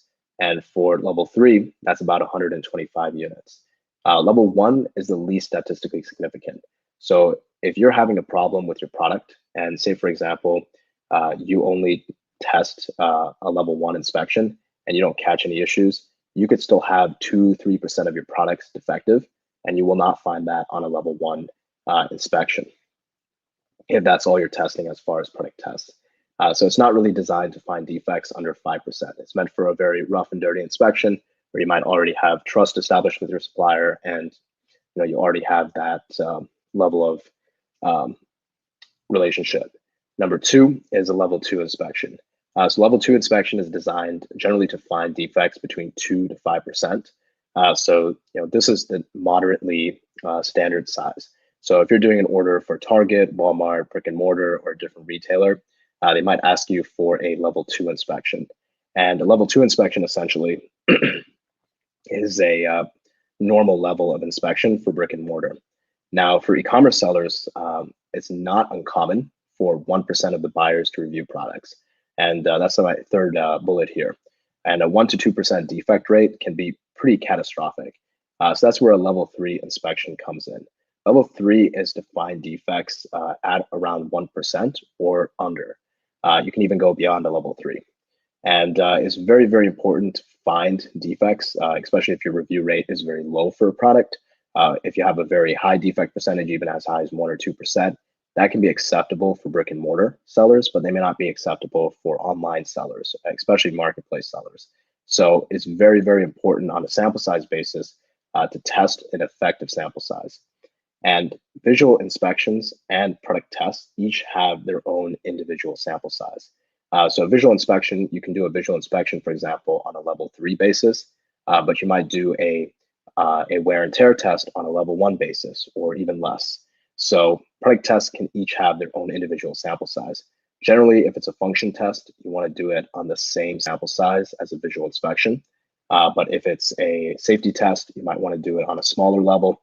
And a wear and tear test generally destroys the product during the testing process. So that's recommended doing that on more along the lines of a couple units, 2, 3, 4, 5 units kind of thing. So that's a little bit on the sample sizes and how to set up effective sample sizes. And lastly, just a quick note on Mobley. So Sajag, you're muted.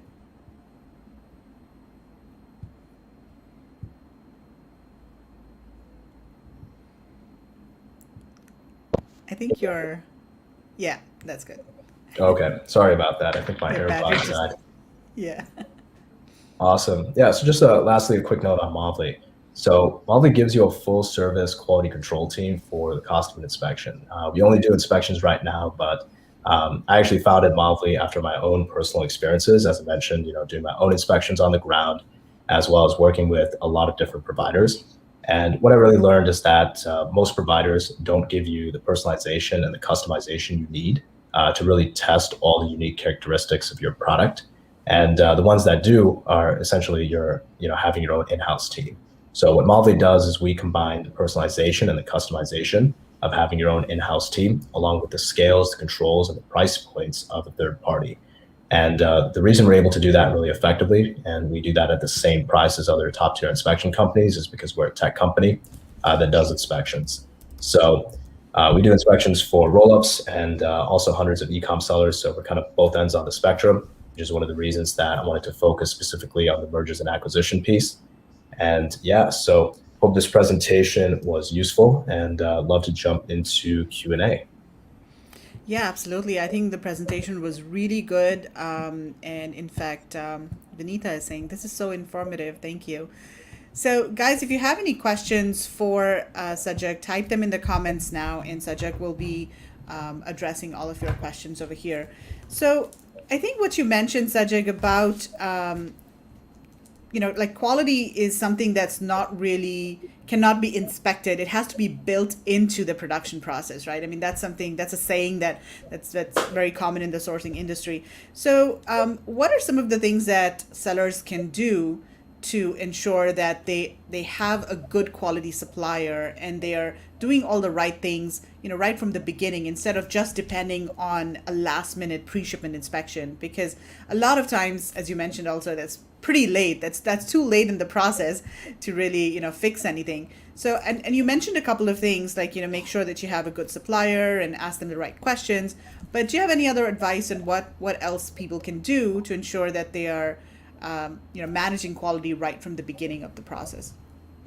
Yeah, that's a really good question.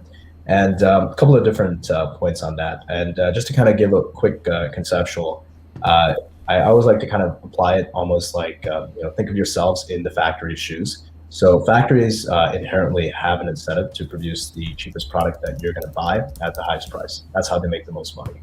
And likewise, you have the exact opposite incentive, which is to buy the highest quality products at the lowest price. So it's kind of two opposing forces against each other. So just as you mentioned, Meghla, yeah, once you reach the inspection stage, that's kind of your verification. You want to hold your suppliers accountable, check things, make sure everything's good, but you don't want that to be your only line of defense. And that's where you're, working with your factory is really, really important. So a couple of kind of points there and pointers. So those questions that I mentioned, those are really, really effective at really understanding how the factory runs their quality control processes and streamlining that. And I would also recommend asking those questions before negotiating pricing, because when you start getting into the pricing discussion, then the quality starts to go down, with the price. So opening that discussion early on, understanding the quality control checkpoints, the quality control process, and having that documented can be really, really helpful. Not just like roughly like a proper written documentation. Hey, these are the quality control standpoints we do. as far as the production process for these types of products or your specific product. Having that documented with each supplier you're talking with is really, really big, because then once you start moving into the negotiation, into the pricing stage, you can just throw them back that document and say, hey, this is what we agreed earlier. I expect all this to be at this price point we negotiated. So that can be really, really helpful as well to kind of make sure that that process is happening properly. And what I also like to do is I like to aggregate that data across multiple different suppliers. When you talk about 10, 15 different suppliers, every supplier is going to have their own insights, their own QC process. So what I like to do is I like to pick and choose the best from all of them. And you don't really have to be an engineer to do this. You can just say, okay, hey, these sound really comprehensive. They're data-driven tests. Put it into this machine, run it for this much time, etc. Take the best from all of these different QC plans and essentially build your own QC plan. And then take that to the supplier that you like the most and say, hey, this is what I want you to do. Can you do that? What machines are you going to do this in? How often are you going to do that in? So really getting into details, I think, are really, really helpful when it comes to making sure that inspection process is set up properly and you're working with suppliers that can properly execute it. Okay, cool. We've got one question from Ketul Patel.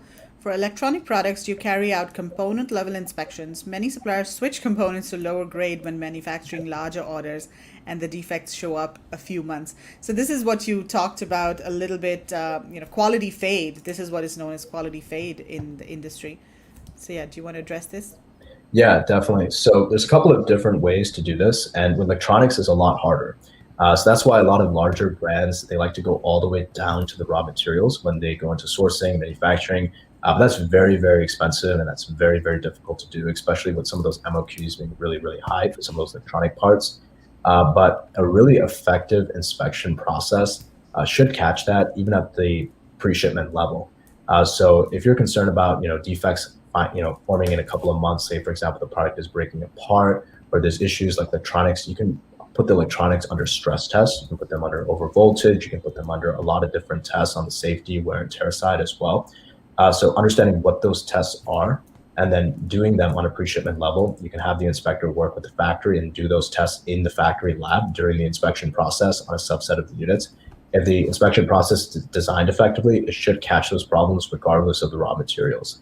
And another way I'm also doing this is in the mid-production inspection. So one of the things I really like to do, especially with electronics, and it also happens with other industries as well, like for example, home goods and things like that, where the process can be finding defects is something that you might find a little bit later. It's harder to scan for those defects in the pre-shipment, is doing a mid-production inspection. And a couple of the things, like I'll give you an example which happened to me personally, which was that I did a mid-production, or I did a production run with one of my suppliers.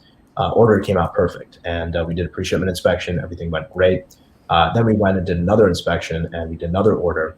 And again, inspection went great, but we started having a lot of problems. We started having about a 5 to 10% defect rate on the product. And what ended up happening is that a lot of those quality control checks that we discussed that the supplier did internally were not being done. And they actually omitted 1 or 2 of the quality control checkpoints in the production process. And this was a couple of production runs in. So they were like, hey, let's cut some corners here. So what I always like to do is always like to tell my supplier as well that, hey, we're going to be doing mid-production inspections and checking the production line a couple of times here and there randomly. We might show up, unannounced. And what I do is I always ask them, when is the production happening for my products? And I always get the dates. And sometimes I'll send an inspector there randomly, unannounced. And what that means for the factory essentially is that during a mid-production inspection, you can actually check all the steps in the production line. So if you see, hey, step number 7 and 8 missing, and instead of being 10 steps, it's 6 steps or 8 steps, then you tell the supplier, hey, what's up? So that's also a really good way to catch that, because if the supplier has a good quality control process, then again, regardless of the components, they should be catching those same problems in the production process. Yeah, that totally makes sense. So guys, if you have any questions for Sajag, type them in the comments here. We'll start wrapping up the session and move on to the next presentation. And definitely check out their services at movly.com. Sajag, what's the secret behind the name, the brand name Movly? What does it mean? That's a good question. Yeah, so Movly, it's kind of weird. So Movly essentially used to be pronounced Movely. And what ended up happening is that it was Movely, but someone ended up making a typo in the name. And they changed it up to Movley. And then we were like, well, this sounds better because Movely kind of sounds a little weird, but Mavly sounds a little bit more abstract, a little bit cooler. So we'll go with Mavly and we'll just keep this the spelling. So that's actually the little bit of the story on the brand. That's interesting because when I first typed it in, I typed it as Moveley. So that's how I typed it in as well. Then I realized, oh, that's the wrong one. Okay, cool. Ketil says, thanks, Sajag. All right, Sajag. Well, thank you so much for your time today. Great information. And yeah, guys, check out their services at Moveley.com. So, Sajag, thank you. And I will see you around. You take care. Thanks so much, guys. Hope this is valuable. Take care. Bye.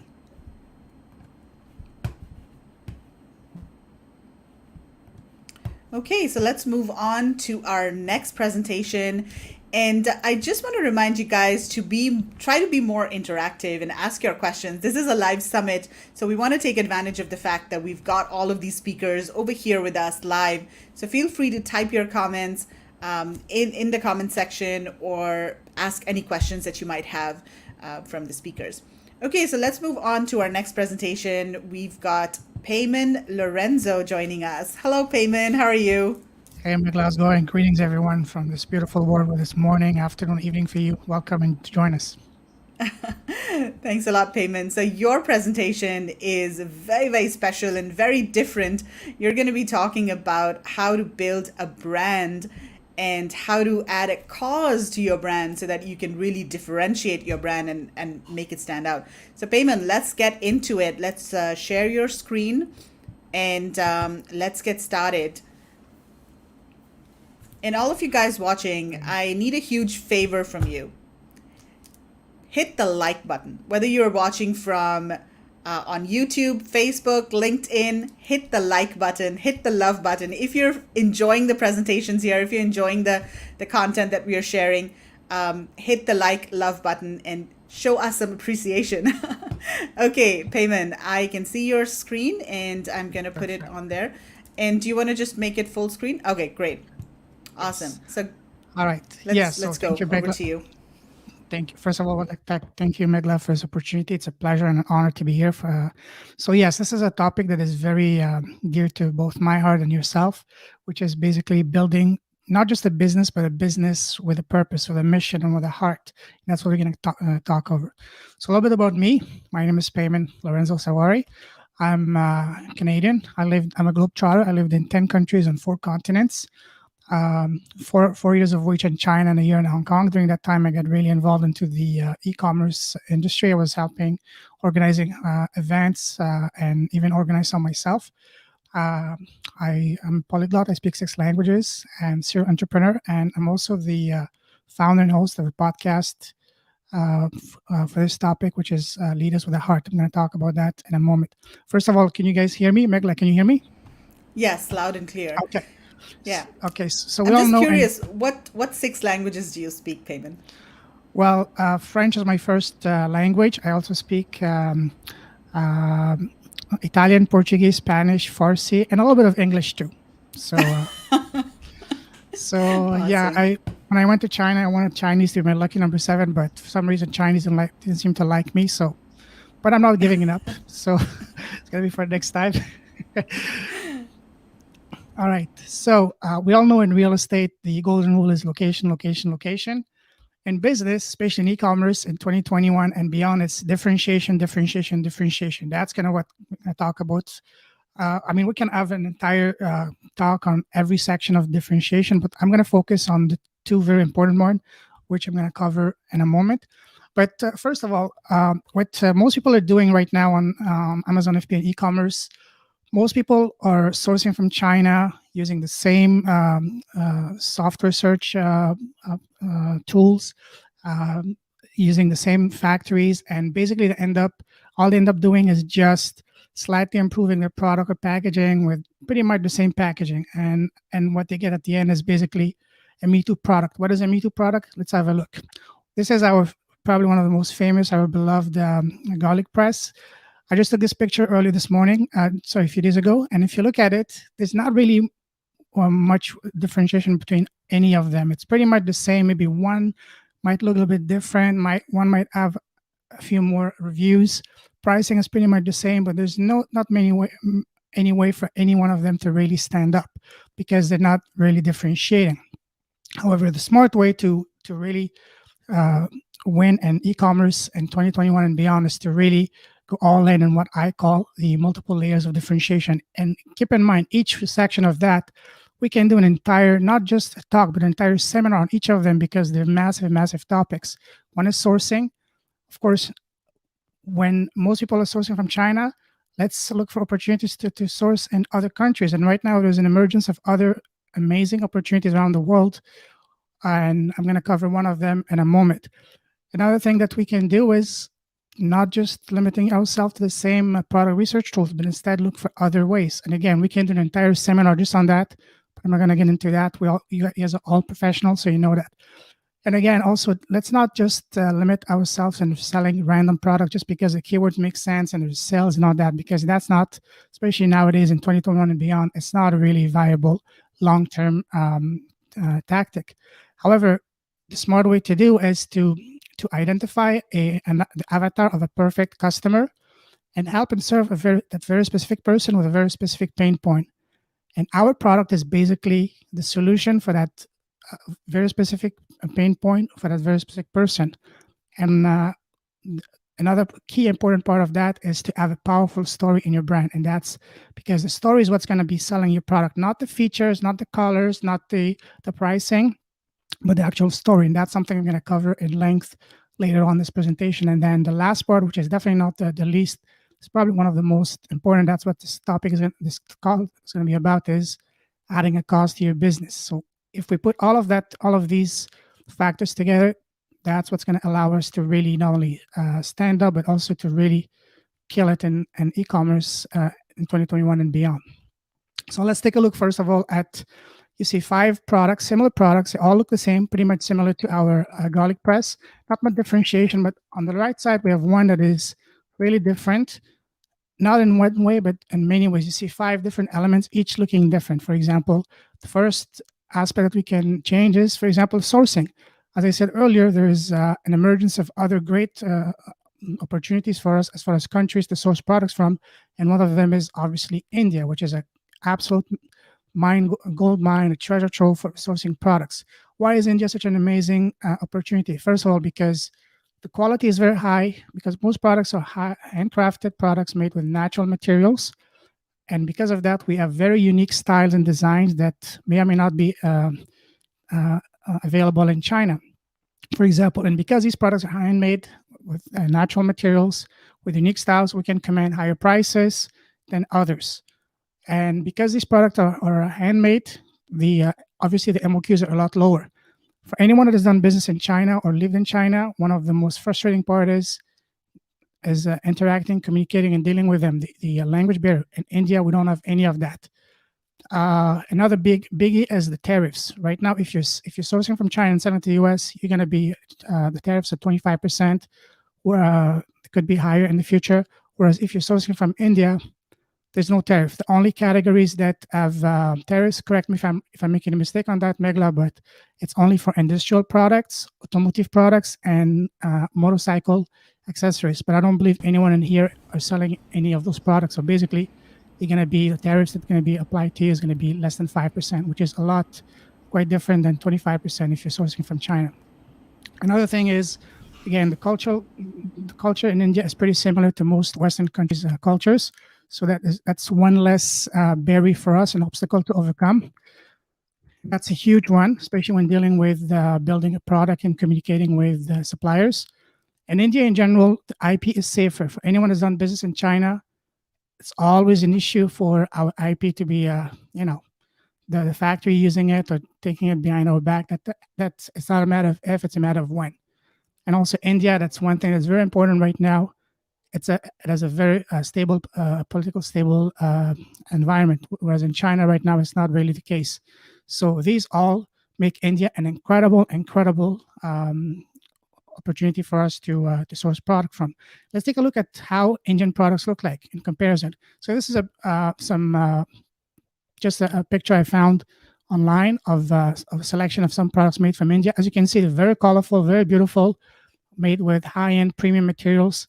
Let's compare those with our garlic presses. See, in here, there's not any room for us to differentiate or really set anyone apart. But here, they all look beautiful. They can all command very easily higher prices.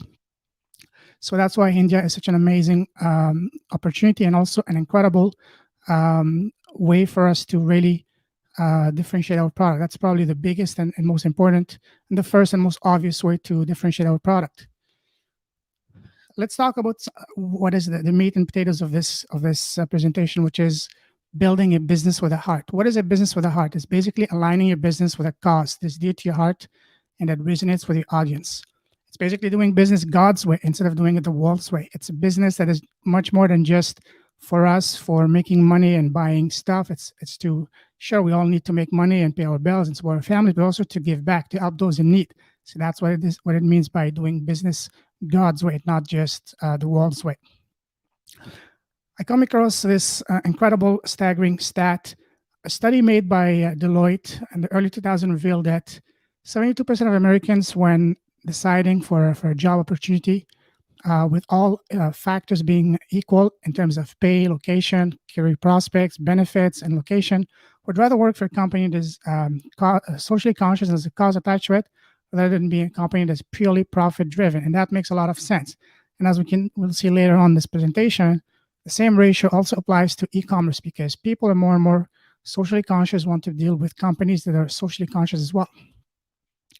Why doing good is good for business? There's many reasons. I believe that first and foremost, it's the right thing to do as a human being. I fully believe that as entrepreneurs, we have a duty and a responsibility to do good because, again, it's the right thing to do. Capitalism can be and do good. When we hear the word capitalism, all we hear is dog eats dog. Well, it can be like that, but it doesn't have to be like that. We can make it in a much more positive way, and that's what building a business with a heart, business that with an impact, that's going to allow us to be. And most importantly, it's not only affecting, having an impact on those less fortunate, but as well giving hope, belief, and help for those in need. And as well as inspiring others to do good, because it's not just a matter of me and you doing good, but also helping other entrepreneurs to do good, because once we do that, then together we can make the world a much better place in no time. This is a powerful quote I saw a few days ago, and that really resonated with me is when in lifting others, we rise, because once we help others, once we have an impact and make an impact for others, it also allows us to elevate ourselves, not only in business, but most importantly, in terms of having a meaning, a purpose, a mission in life. And that's probably one of the most important things we can all aspire to get. As I said, doing good gives us some of the most important things and valuable things in life, which are fulfillment, because we can all, if you don't like what you're doing, you won't be able to be successful in the long run. You might be able to do it for a few months, a year, but after a while, you will be burned out. Whereas if you're doing something that you're really passionate about, it's going to give you an incredible sense of responsibility, a purpose, a meaning, and that's something that's going to make you completely unstoppable. And that's when you will be able to make a big impact around you. There's a couple of quotes again that I saw that have really shaped the way I've been thinking and doing things for the past few months and few years. The first one is, and I shared it with you, Meghla, when I had my podcast a while ago, is that the two most important dates in our lives are one, when we are born, and second, when we realize why we are here. Every one of us is here for a reason. Nothing happens randomly. There's a reason for everything. Some of us, most of us may or may not realize why we're here, but if we are lucky enough to realize why we are here, then it's going to give us, it's like being born again, because now you know why you're here. You're not going to waste any time. You're going to really go after what's really important to you. Another quote that I really saw, that really transformed the way I see things is this one. It says, "I don't chase profits, I pursue my purpose." When you pursue your purpose, it brings you passion. When you combine both passion and purpose, then profits will naturally flow to you. That's something that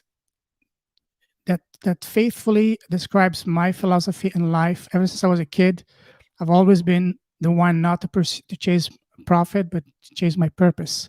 And that's something that, because as I said earlier, if you're only chasing money and profit, you might attain it. You might get whatever it is you want to get, whether it's a new car, a new phone, a new house, whatever. You work hard, you get it. And once you get it, and then you look at it and say, okay, is that all there is to it? What next? And it's going to be always like a chase. You will be chasing something, a meaning. And profit alone is not going to give you meaning. However, if you're doing something that you're really passionate about, and it's in line with your purpose in life, then you will become completely unstoppable. And that's when the money will come to you without any effort and in a much more meaningful way. Doing good is also really, really good for business. I'm going to give you some really good examples. First of all, because as I showed you earlier here, people love to do business and buy from companies that are socially conscious. Cause-driven businesses are much more trusted because everyone wants to do good, but most people either are not able to because they're financially constrained, or don't have the time, or don't have the money, or don't know where to start.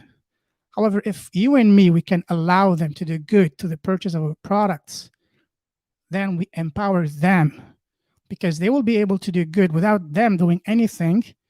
And they will not only not feel guilty by buying our product, but also they will be so grateful, so happy that they will be able to do good, that they will buy not only just one, but multiples. And I'm going to show you an example of such an example in a moment.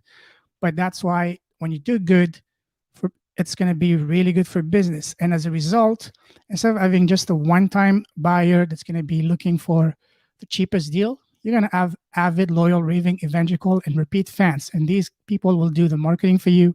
They will talk about you. They will provide you with tremendous word of mouth, and you will get a lot of PR and media attention as a result of that. Here's another staggering stat I just came across just a few days ago. 85% of all business and purchase decisions are made through word of mouth, or through referrals, or through, we ask a friend of ours, for example, hey, what's the best, I'm starting a podcast, what's the best microphone, or what's the best headphones? That's how a majority of our decisions are made. And again, if we have a business that people love to talk about, that's going to provide us with a lot of word of mouth. And having a cause and being a cause-driven business, that's the best way to achieve that.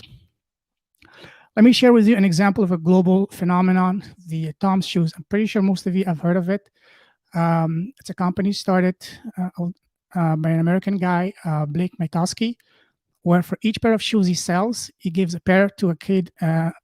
First it was a kid in Argentina, now it's worldwide. In a nutshell, the story is a very beautiful story. In 2006, while traveling around Argentina, he noticed kids running around bare feet instead of going to school. So he wondered, why this guy's not going to school? And he found that in Argentina, in order to be able to go to school, kids have to be able to not only have shoes, but also to get the uniform for the schools. But these kids were not able to afford it. So as a result, they were not able to go to school. So he decided to see what he can do. And long story short, he saw the typical Argentinian canvas shoes, the Alpargata, which he really liked, and decided to make a more sturdy version of that for the American market. And with a premise, because his main reason was not just to make a product, but to make a product in order to help those kids. So he said that, okay, for each product I will sell, I will donate one pair to a kid in Argentina. And then he went to the US. He showed the product to his friend. The people liked it because it was quite unique at the time. It wasn't in the market back in 2006. People liked it. But then the magic happened when he started telling them about the mission, which was for each pair sold, he would donate a pair to a kid in Argentina. That's when people went crazy, their eyes lit up, and they didn't just buy one pair, but multiples, because again, as I mentioned earlier, people love doing good, but they don't know how to do it. But he was able to empower them, to allow them, and give them an opportunity to do good, to the purchase of these products without them doing anything. And as a result, they did not feel guilty buying 2, 3, 4 pairs of shoes, and instead they felt very proud. And as a result of that, the company blew up. So long story short, between 2006 and 2011, he was able to build the fastest growing shoe company in the world without any outside investment, competing with the likes of Nike, Adidas, and other global brands. And in the process, building a business, a $500 million business. And while doing that, he was able to donate, the figures here, 86 million pairs of shoes. That's from a few years ago. As of right now, end of April 2021, it's pretty safe bet to say that this figure is way over 100 million pairs of shoes. Picture that, imagine that, 100 million pairs of shoes donated. How many lives has that impacted positively? That's the power of a global business, of a business really going wild, because the premise of the business was really good. And as I said earlier, doing good is tremendously good for business, because in the process, back in 2013, Blake sold 50% of his company to an investment firm for a cool $200 million. Imagine that. That's the power of doing good.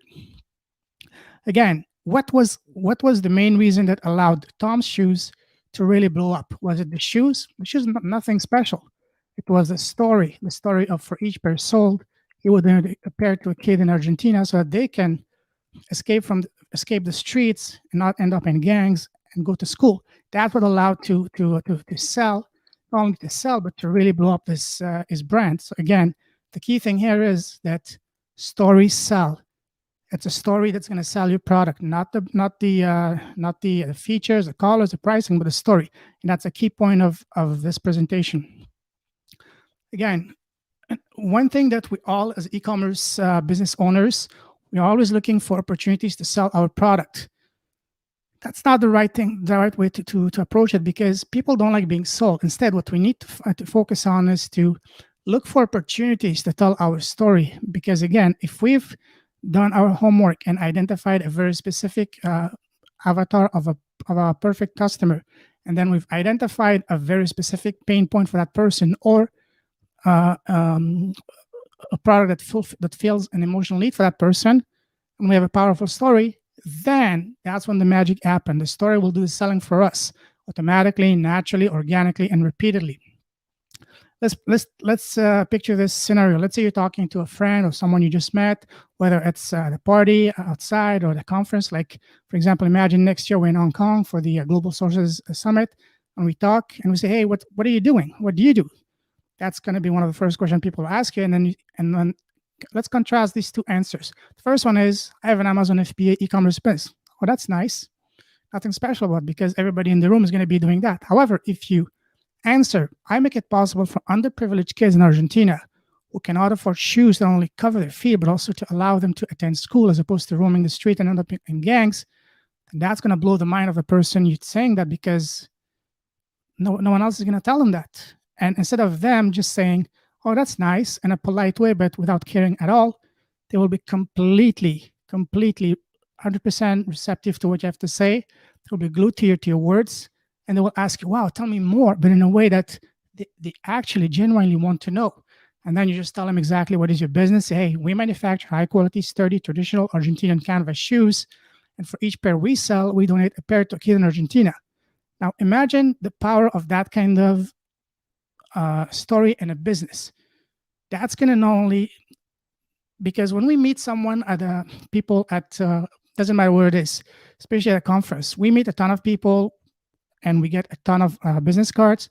And by the time the next day comes, or even the same evening, we forget most of the people. We don't remember whose card was that. However, if someone were to say to you, hey, I help underprivileged kids to stay off the streets and allow them to attend schools as a result of my products, then wow, that's something that's going to really stick to your mind. You will remember them. You will talk about them, you will blog about them, and you will refer others to them. Now, all of us here, we have a story. Now, just a matter of finding our story. Let's do that. The first thing that we need to look at where your product is manufactured, which country, then by whom and what kind of people. Is it handicapped people, blind people, single parents, single mothers, veterans, underprivileged people in a remote village, and so on and so forth? And then, are your products creating jobs for these people who would otherwise not be able to make a living and support their families? If yes, then we definitely need to include that, because that's going to be part of our branding and part of the story. And then we need to identify a cause that's dear to your heart and that resonates deeply with your audience. Again, that's very personal for each person. And that's something I can give you some tips in a moment. And then once we put all of that together, that's going to be part of a beautiful story that's going to really help your business stand out. Some other tips I can give you on finding your story is, when you have a product, document the journey of your product from the first sketch on a piece of napkin until the ideation and the final product. Introduce and showcase the people making your product. Post picture of them with a team and individually. Get them to send each a short 30 to 60-second video introducing themselves. Even better, add an insert inside your packaging with a thank you note from the person who built your product with a picture saying how the product was made with care, love, and attention, and how your product has positively impacted their lives. Now, imagine you buying a product off Amazon or whatever platform you're selling, and you get an insert card with a picture of a person being very grateful to you because your product has allowed them to be able to take care of their family. You will feel proud about that. It's a little gesture that might not cost anything for you, maybe a few cents, but it's going to have a tremendous impact on the person receiving that product because you say, wow, that's a beautiful brand. I want to, and guess what? That person is going to share that on the social media, and you're going to get tremendous, free publicity because of that. How can we implement that in your e-commerce business? We saw the one-for-one model that allowed Blake Smakowski's Tom shoes to blow up globally, but that's not the only method. There's other method as well. For example, for each unit that you sell, you can plant a tree, or for each unit that you sell, you can donate a percentage of sales to a cause of your choosing. Or for example, you can feed a homeless or provide a meal to someone in third world. Or for example, for every $100 of product sold, you can provide some school supplies to a kid in a third world in order to be able to go to school. Or for example, for every $1,000 product sold, depending if you're selling a high-ticket product, even if not, you can still do that. You can sponsor a well in a remote village in Africa to provide them with clean water. Or for each $5,000 product sold, you can sponsor a school or a hospital in a village in a third world. These are just some examples to get your creative juices flowing. There's so many others. The beautiful thing is that there's almost unlimited ways that we can add value and make a contribution to other people. Again, one mistake that some people might make is that we might think of this giving as an additional cost. And we couldn't be further from the truth, because it's some of the very best money you will ever spend in marketing. Why? Because when you have a beautiful story, and that's definitely part of your story, a powerful message and mission, then again, as I mentioned earlier, the people buying your product, they will not be just people looking for the cheapest deal, one-time buyer. Instead, they will be avid, loyal, raving, evangelical fans who will do your marketing for you. And that is the ultimate goal for any business. On top of that, not only that, it's going to provide you with a tremendous sense of fulfillment. A golden rule here to keep in mind is that the giving that we do is not just about making a donation. It's about making a difference. Just a short story I want to share with you guys. I hope I have the time to do that. While I was reading the book, Blake Smakowski's book, Start Something That Matters, he shared a story of a girl that he knew that went to Africa and started a business that for each sale, they would provide meals for school children for a year. And at that time, one of the girl that was doing that actually went to Africa in Rwanda, and he asked one of the girls, what do you want to do when you become bigger? And usually when you ask that kind of question to these unfortunate people, the answer can be very sad. But what this little girl said absolutely blew their mind. She said, I want to become the president of Rwanda. Now imagine that.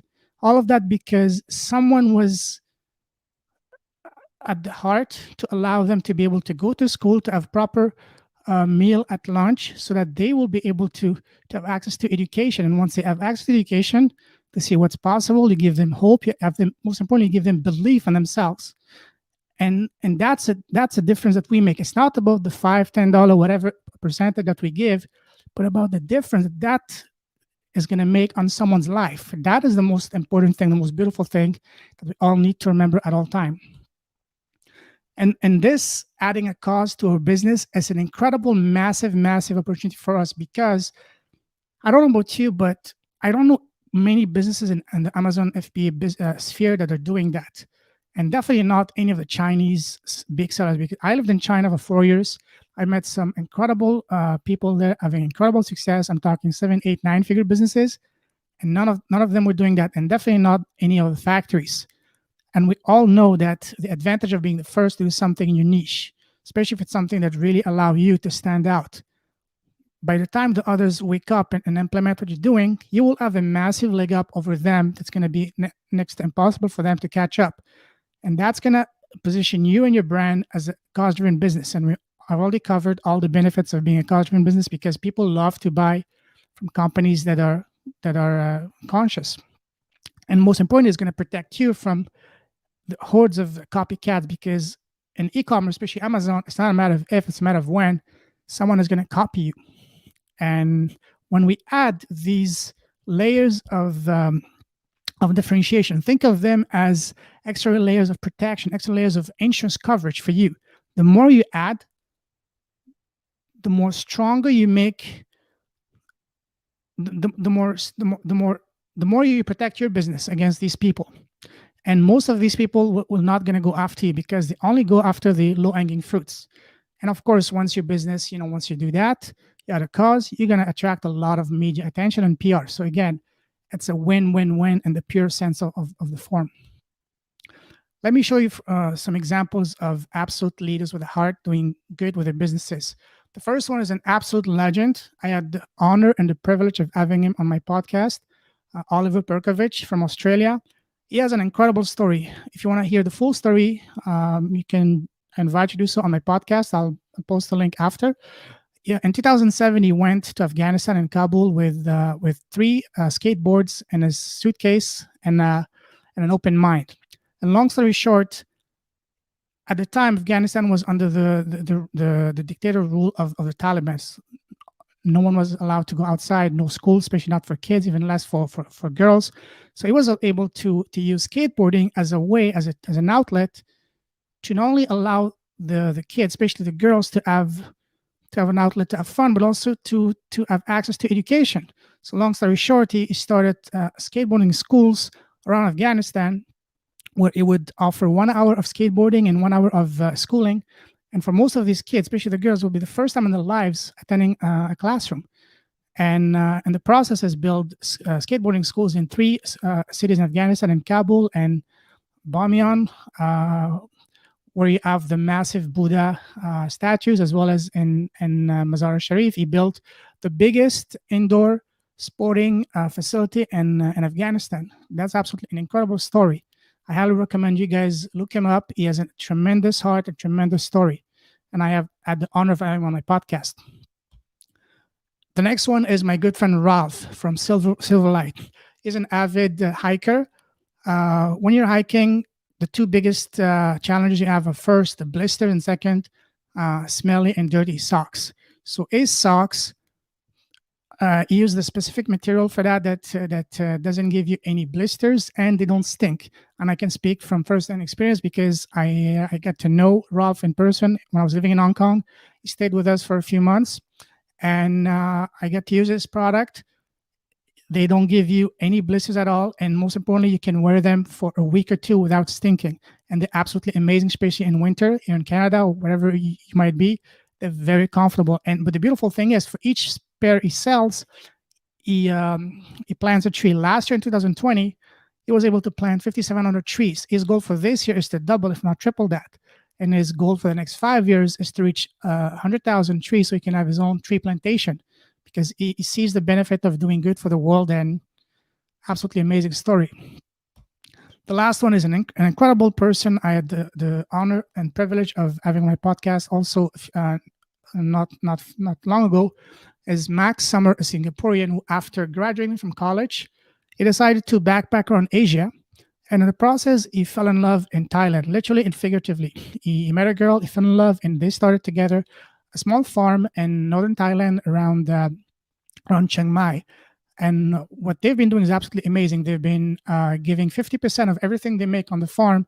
He goes around town and the remote villages around Chiang Mai and the temples and the orphanages, and gives all the producers to these street kids and people. And then the other 25%, he uses it to finance his farm, and the remaining 25% uses for his family. And he's doing a lot of other good things. He has a tremendous heart. You can, if you want to reach him out, look out care108.com. And if you want to hear more of his story, just check my podcast, because I had him not long ago. Absolutely tremendous enlightened soul. So what about me? What I'm doing? to have an impact. First of all, I started a podcast with the name Leaders with a Heart. I see it more than a podcast. I see it as a movement. For me, my vision is to build a platform where I'm bringing together other enlightened entrepreneurs who have a heart of gold, so that together we can both create meaningful and impactful businesses and inspire others to do the same. Because it's all about inspiring. Not any single individual can change the world, but if each and every single one of us, we do a little bit good in our own little modest way, in our own little sphere of influence, and that's when the magic happens. If each of us were to inspire just one other entrepreneur to do the same, to do good, and then they went on to inspire another person, before long, we will have an entire army and a legion of enlightened entrepreneurs and leaders with a heart, and before long, the world will be a totally different place. So that's my ultimate vision. That's why I started this podcast. And also, I'm working on an upcoming Kickstarter campaign. Of course, it's a business with a heart. I'm manufacturing a fashion item made of a premium leather. For each unit I sell, I will donate a pair of eyeglasses to someone in need. My goal and vision is to give the gift of eyesight to 5,000 people in the next 18 months. So now your turn to make competition completely irrelevant in your business. Again, just to recap, it's all about implementing the multiple layers of differentiation. We can do not only just an entire talk, but an entire conference on each of those 5 elements that I covered in the beginning. We need to implement that, as well as having a beautiful and powerful story, as I explained earlier, and add a meaningful cause, a cause that is dear to our heart and that makes sense to our business. For example, if you're in a kitchen niche, for example, for you, it might make sense to align yourself with a cause that feeds the poor or the homeless, for example. And when you apply all of that, you're going to set yourself completely apart. And most importantly, more importantly than the actual business and financial success, it's going to allow you to have the most invaluable thing in the world, which is meaning to your life, fulfillment, and have a life full of passion. My offer to you is to help you guys make your business a business with a heart. I'm offering you guys the opportunity to get on a free call with me, 20 minutes, to brainstorm together, to see what you're truly passionate about, to explore what cause you're passionate about, and which cause makes sense to your niche and your customers relate with. This is not a sales call. I have nothing to pitch you. It's just to brainstorm with you guys, because my passion is to inspire other entrepreneurs to do good, so together we can make the world a better place. So that's my offer to you. And if you're already a leader with a heart and doing already good with your business, I would love to connect with you and have the honor of inviting you on my podcast, so that you can share your story and your message with the world. And most importantly, we can inspire others to do good. So that's and the best way to reach out and to connect with me is on my Facebook page for my podcast, Leader with a Heart, with a 1 at the end, as well as Leader with a Heart YouTube channel. That's about it. Any questions? Let me know, guys. Yeah, that was fantastic, Payman. Very cool presentation, and a lot of good ideas. I really liked that you actually shared some specific ideas for people on how they can really, build a business with a heart. And I could have done so many more, but unfortunately, I didn't have the time, because I could talk. This is honestly, when I did the slides, I had almost 100 slides, and I had to really slim it down. I mean, I wish, and you told me it's only like half an hour, and I was really talking so fast that I almost, Yeah, that was absolutely awesome. So let's just see, we've got a couple of questions and comments. So Tamara is saying, besides Tom's being a generous company, they also produce great shoes. And that's exactly right. I mean, it's not only about the doing good in the world. Your product has to be good. I mean, after all, you are running a business. So like the socks that you mentioned, I think that's a great example. It is a good product that people really like and want.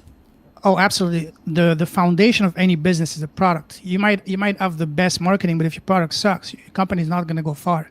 But and again, for Tom's shoes, the shoes are really good, because again, time is the best testimonial. They've been around since 2006, and not only just around, but they've been a global. By now, they're a $1 billion company. And as far as Ralph's socks are concerned, absolutely amazing socks. I have them myself. They're the best pair of socks I've ever owned. Awesome. Okay, here's a question from Vinita. How can we connect our business with a cause on Amazon? My question is, will Amazon allow us to do so? Yeah, I think that's a great question because most people here are selling on Amazon. So how do they really put their story across to buyers on Amazon? There's two ways. On Amazon, there is when I'm not sure if you have this option as a seller, but as a buyer, whenever I buy something on Amazon, they ask me, do you want to contribute something towards Amazon Smiles? And then you get a list of other charities that you can select. But I'm not sure if they allow that option as well for sellers. So that we need to check into that. But if you're not able to do that through Amazon, there's lots of organizations around the world that can do that. Or if you want, you can jump on a quick call with me and we can brainstorm to find what makes sense to your business. Because again, it's allowing a cause to your business is very personal. It's not a one fit all. It has to be something that really resonates with you and your heart, and also has to make sense in your business. Let's say you're selling kitchen products, for example. If you're selling kitchen product, but if you're giving shoes, it's not really coherent. You know what I mean? You have to choose something that's really coherent. So if you want, I'd be more than happy to get on a call with you, on a quick call. Again, nothing to sell you, no pressure, just brainstorming, and we can come up with ideas. Yeah. And also, Vinita, what you can do is if you have brand registry, then you can use the A+ content, the space for A+ content to talk about what you're doing. And of course, you have all your pictures and videos about your product. But at the bottom, you could probably also have something about your brand, maybe show a video of the product being manufactured somewhere. Or if you're supporting a cause, maybe show a video of the people that you're supporting and how people are benefiting from the cause. So I think that's one place on Amazon on your listing where you can actually show all of these and then of course on all of your social media channels. Exactly. I think that's another place. Yeah. And Okay, I did Vinita mention saying- that in my yeah. and I did mention that in my presentation that you can most definitely do like showcase, introduce the people making your product, because people want to buy from not just from faceless corporation, but from actual people, actual business. The more you can show that you're actual a people's business, the more they will like you, trust you, and see you differently. That's another way to really set yourself apart that most of your competitors, especially the Chinese, are definitely not going to be doing. Absolutely. And Vinita says, I'm a kind of person who wants to grow my business with heart, not with brain. Yes. Please let me know how to connect with you and see podcasts. Yes, absolutely, Yes. Vinita. So search for Leaders with a Heart on Facebook and YouTube. With a one to at see the end. payments. With a one at the end. Okay, awesome. Yeah, or just go on you can just shoot me a message directly, or maybe if you want Meghla, you can connect me with them on your Facebook, whatever. I would be very happy to connect with you, or just add me. I should have put my personal Facebook page, but Yeah, I'm not hard that's to find. We can do. Yes. Okay, so Scott is asking a question. What do you use to source from India? So before you answer Payman, I just want to say that Global Sources has a lot of suppliers from India on the website, Scott. So what you should do is go to globalsources.com and do a search for suppliers from India. And in fact, Global Sources has a sales office and multiple offices in India. They're very, very, active in India, recruiting suppliers. And there are a lot of good quality, export-focused manufacturers on Global Sources, and they're absolutely vetted by the Global Sources team. They are verified to be legitimate companies. So definitely check out the globalsources.com website to find suppliers from India. And in fact, later in the week, we are also doing a live webinar about sourcing from India, where we've got the Global Sources representative in India doing a presentation, and we've got a logistics company from India and a quality control company from India. They're going to be doing a presentation. So if you want more information about that podcast, about the webinar, Scott, you can reach out to me, and I'll send you more information about that upcoming webinar. I would be interested in that. Yeah, absolutely, Payman. I'll send you a link to sign up for that as well. Okay, Tamar says, excellent presentation. Thank you. Amir says, that was so interesting. Thank you so much. Do you have any recommendations for research products in India? Well, it depends. It depends on what type of product you're looking for. I'm not an expert on sourcing from India. We have our own in-house expert. I don't know if she wants to. I think the best way for you is to attend the webinar Meghla just mentioned in a few days. Yeah, absolutely. And So- Amir, I can give you a bit of a intro. I do focus on sourcing from India as well, and Global Sources has a lot of great suppliers too. But when you're sourcing from India, then you're basically looking for products that are made from natural materials like maybe wood, metal, glass, ceramic, those kinds of products. There are lots of handmade products as well, as Payman mentioned. And another product category that's huge from India is textiles and apparel. So in fact, India is the world's largest, or some years it's the second largest producer of cotton. So if you're looking for any types of cotton-based products, whether it's home furnishings, apparel, textiles, then India is really good for that as well. And there are a lot of other things like fashion accessories. There's costume jewelry. So a lot of different items to source. And Amir, you should also attend the webinar that we're doing later this week on sourcing from India for Global Sources. And what I'll do is I'll probably also post the link to join the webinar in the chat over here so that you guys can sign up for the webinar. Margaret says pure. Thank you, Thank you. Margaret. And if I may add one thing, difference between sourcing from India and China. I lived in China for 4 years here in Hong Kong. I've been to countless factories, and for the past few weeks, I've been dealing with suppliers in India, and it's like night and day. Mainly because the language barrier is not here anymore, and the culture is not as different. It's a lot easier to deal with the Indians than Chinese. Yeah, I think the communication is kind of smoother as well. Okay, you mentioned how to include something in your products of who made your product and how it helps the worker, etc. How do Amazon feel about this? I think you can easily, and again, you can do it two ways. One, on your own social media, as well as in your own.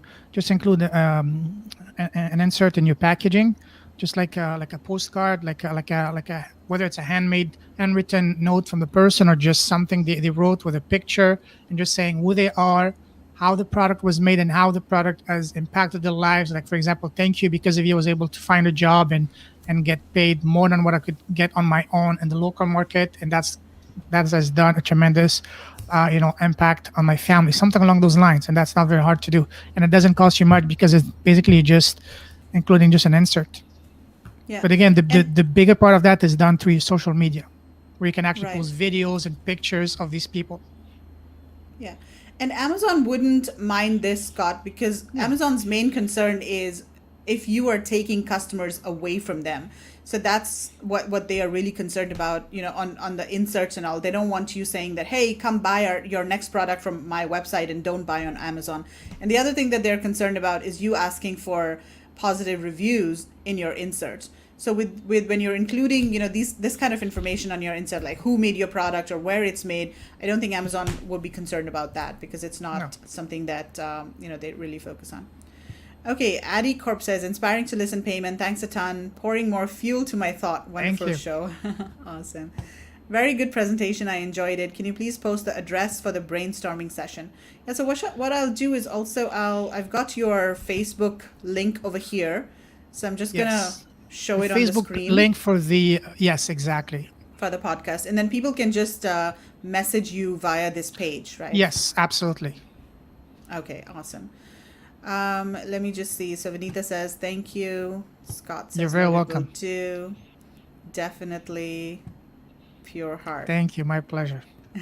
Awesome. So guys, if you have any more questions for Payman, type them in the comments now. We'll start wrapping up this session. And coming up next is we're going to be doing a live demo of globalsources.com. So in case any of you are not familiar with the platform and how to find suppliers and products on Global Sources, stick around and we'll be doing a live demo. So Payman, really, really good information for sure. And let's see if there are any more questions from people. And while we're waiting for questions, is there anything else that you want to add? Is there anything else that you want to mention? Well, again, I've been involved in businesses for the past 20 plus years around the world, and no business has made me that excited as this one that I'm building right now, because it's not just about chasing materials or seeing the numbers on my bank account grow. It's about actually making an impact. When you do that, you get like a second lease on life. Absolutely different approach. Yeah, it's because again, we all been put here on this world for a reason, and I personally, I feel that in a modest way, my role is to help as much as possible. And I mean, when you help someone, I mean, it's and when you see the gratefulness in their eyes, it's almost like orgasm for the soul. It's undescribable. Seriously, undescribable. And that's much more fulfilling, meaningful than any amount of financial gains or material gains, because that's something that stays with you forever. Right. And it's not like a toy that after a week or two you get tired of it, and then you wonder, okay, what's next? And then you're gonna always be in a search for the next thrill, the next thing, and you're gonna be very empty. But with this, you will be always fulfilled. You have a meaning, you have a purpose, and that's priceless. Absolutely. And again, one last thing, if I may add, all of us in here, we've been blessed not to be worried about what we're gonna eat tomorrow, where we're gonna sleep, but we've been blessed. And that gives us a tremendous responsibility to do good, to help others, and it doesn't take much, because again, for $5, $10, we can feed someone for a week. For $100, we can help them pay their education for a year, and that's going to be the difference between them ending up in gangs or God forbid what else, or them being able to get access to education and a proper life and dreams. And it's all about inspiring. It's about giving them belief and hope. Right.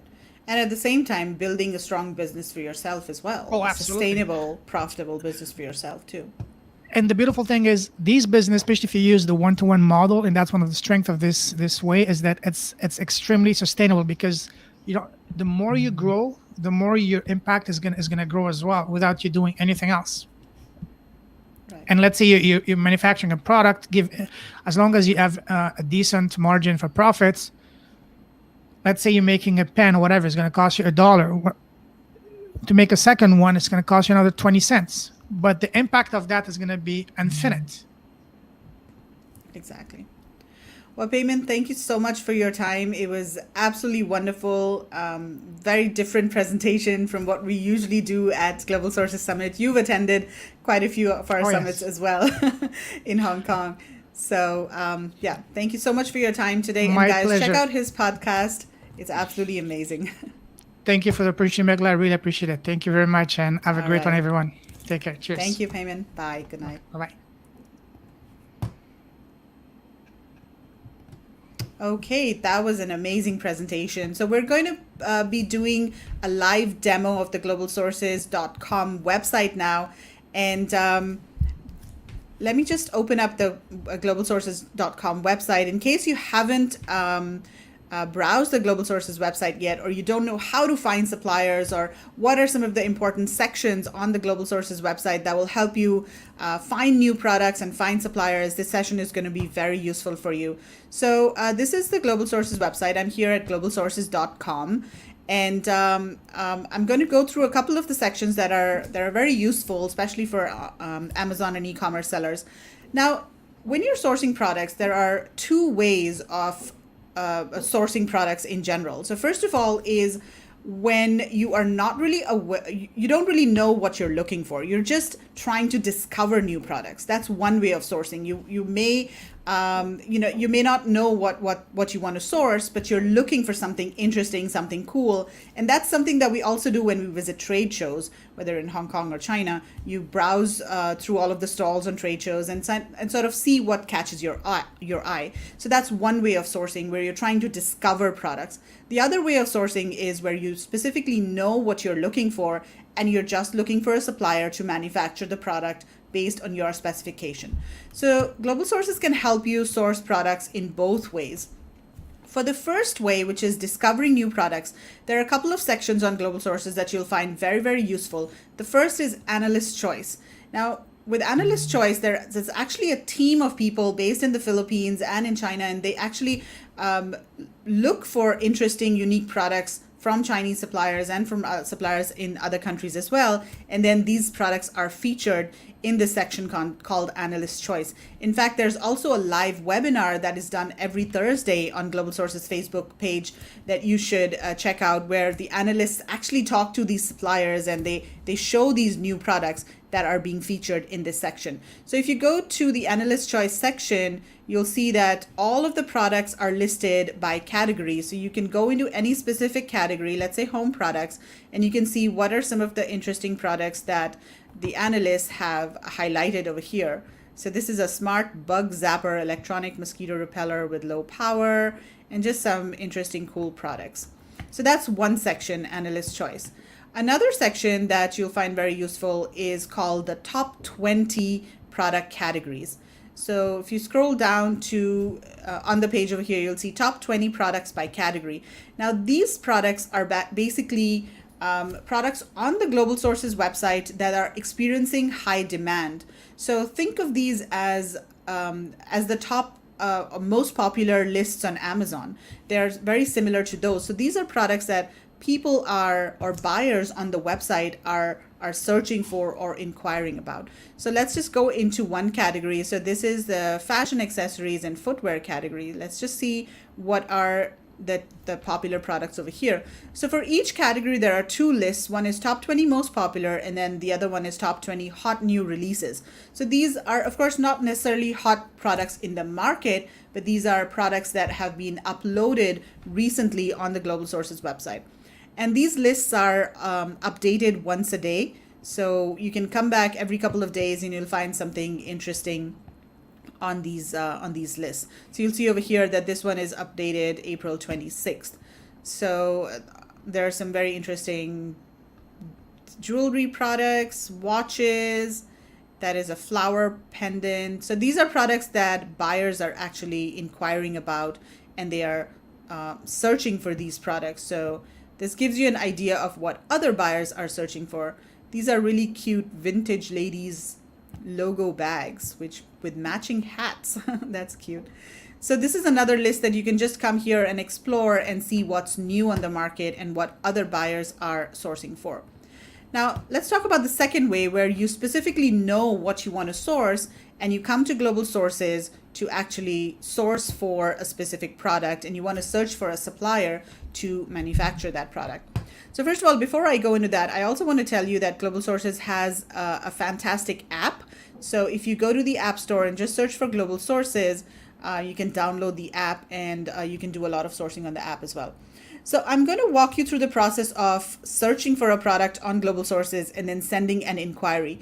So let's say we search for TWS Bluetooth earphones. So I've done a search. Now let's just take a look at the search results page. So once you do a search for a product, you'll come to this page, and there are a couple of different tabs that you can see at the top. One is product list and the other is supplier list.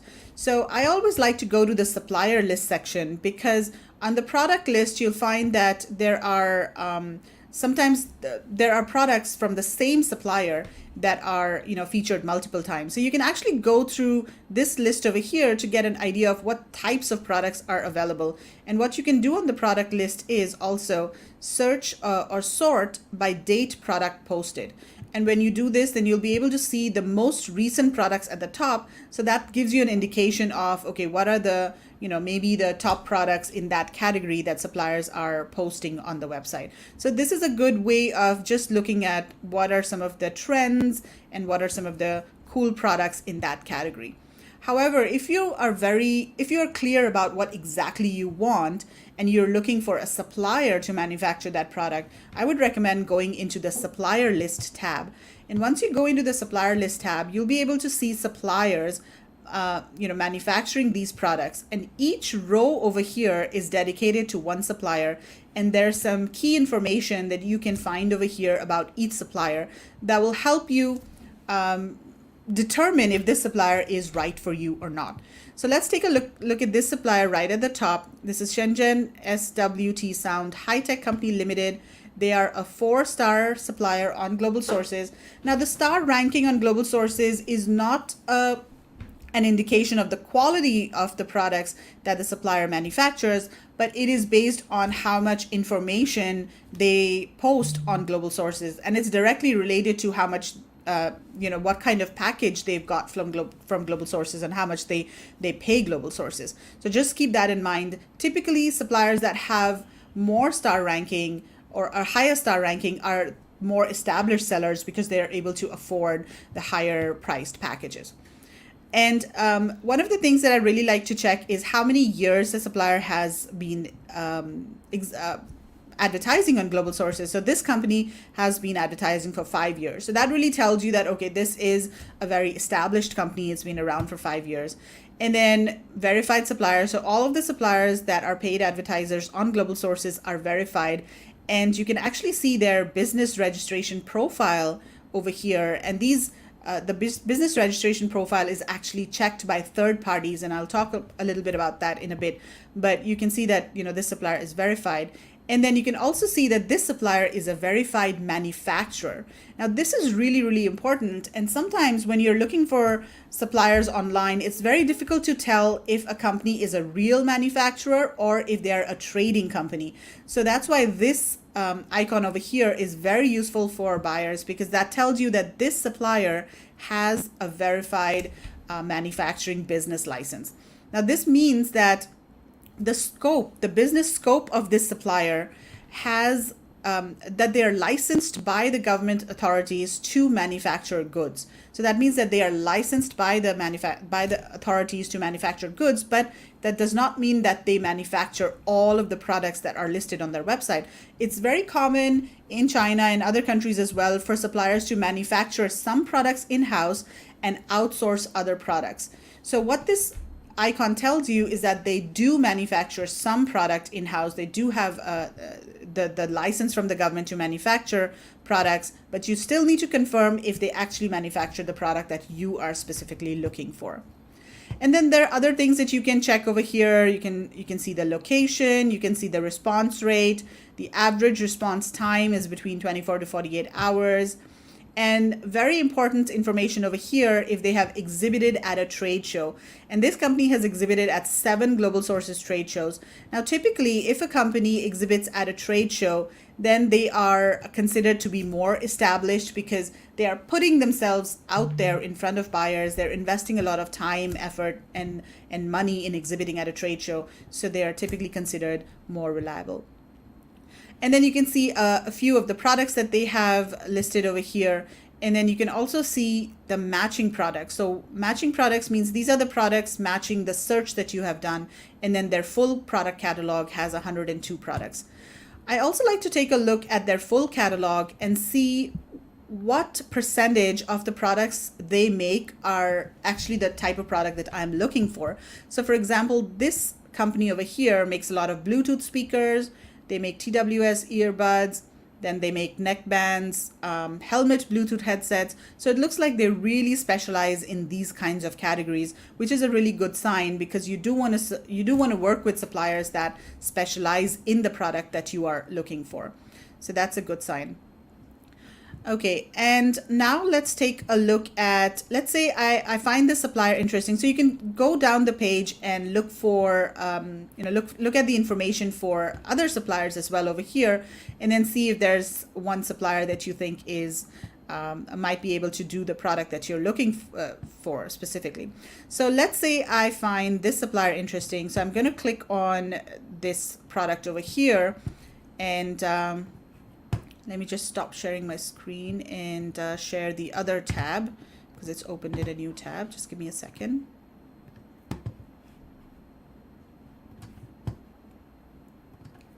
Okay, so here I've opened up the product that I saw over there. So this is a product page on Global Sources. And here you can see all of the information about the product, the estimated price. Of course, this price is just an indication, and you have to talk to the supplier directly to get the latest price because there are so many things that really affect the price. So the price that suppliers post on a website like Global Sources is always just an indicative price, and it might change depending on your specific requirements, the specifications that you want, and also your order quantities and the markets that you're selling in. So if you scroll down the page, you can also get more information about the product specifications. You have some more images. So let's say this is a product that you want to send an inquiry on and it seems interesting, or this is the specific product that you are looking for. And you can also see some information about the shipping, so which port it is going to be shipped from, dimensions per unit, units per carton. So all of this information also helps you determine your overall costs. And even while you're doing product research, if you're selling on Amazon, you can actually use this information to get shipping estimates, for example. Then over here, you can also get an idea of the export markets that this company is selling into, what are their primary competitive advantages, etc. Okay, so now let's say you want to send an inquiry to this supplier, and you want to get more details about this specific product, or maybe you want to ask them if they can manufacture the product that you are looking for, and maybe the product that you're looking for is sort of similar to this product. So let's click on the Inquire Now button. Now you can also request a sample if you want, and the price of the sample is mentioned over here very clearly. So you just click on Request Sample, and that starts another flow where you can actually place an order for a sample on the Global Sources website as well. So let's click on Inquire Now, and let's send an inquiry to this supplier. And I want to give you some pointers over here on how to write a good inquiry form, or how to write a good message in your inquiry form.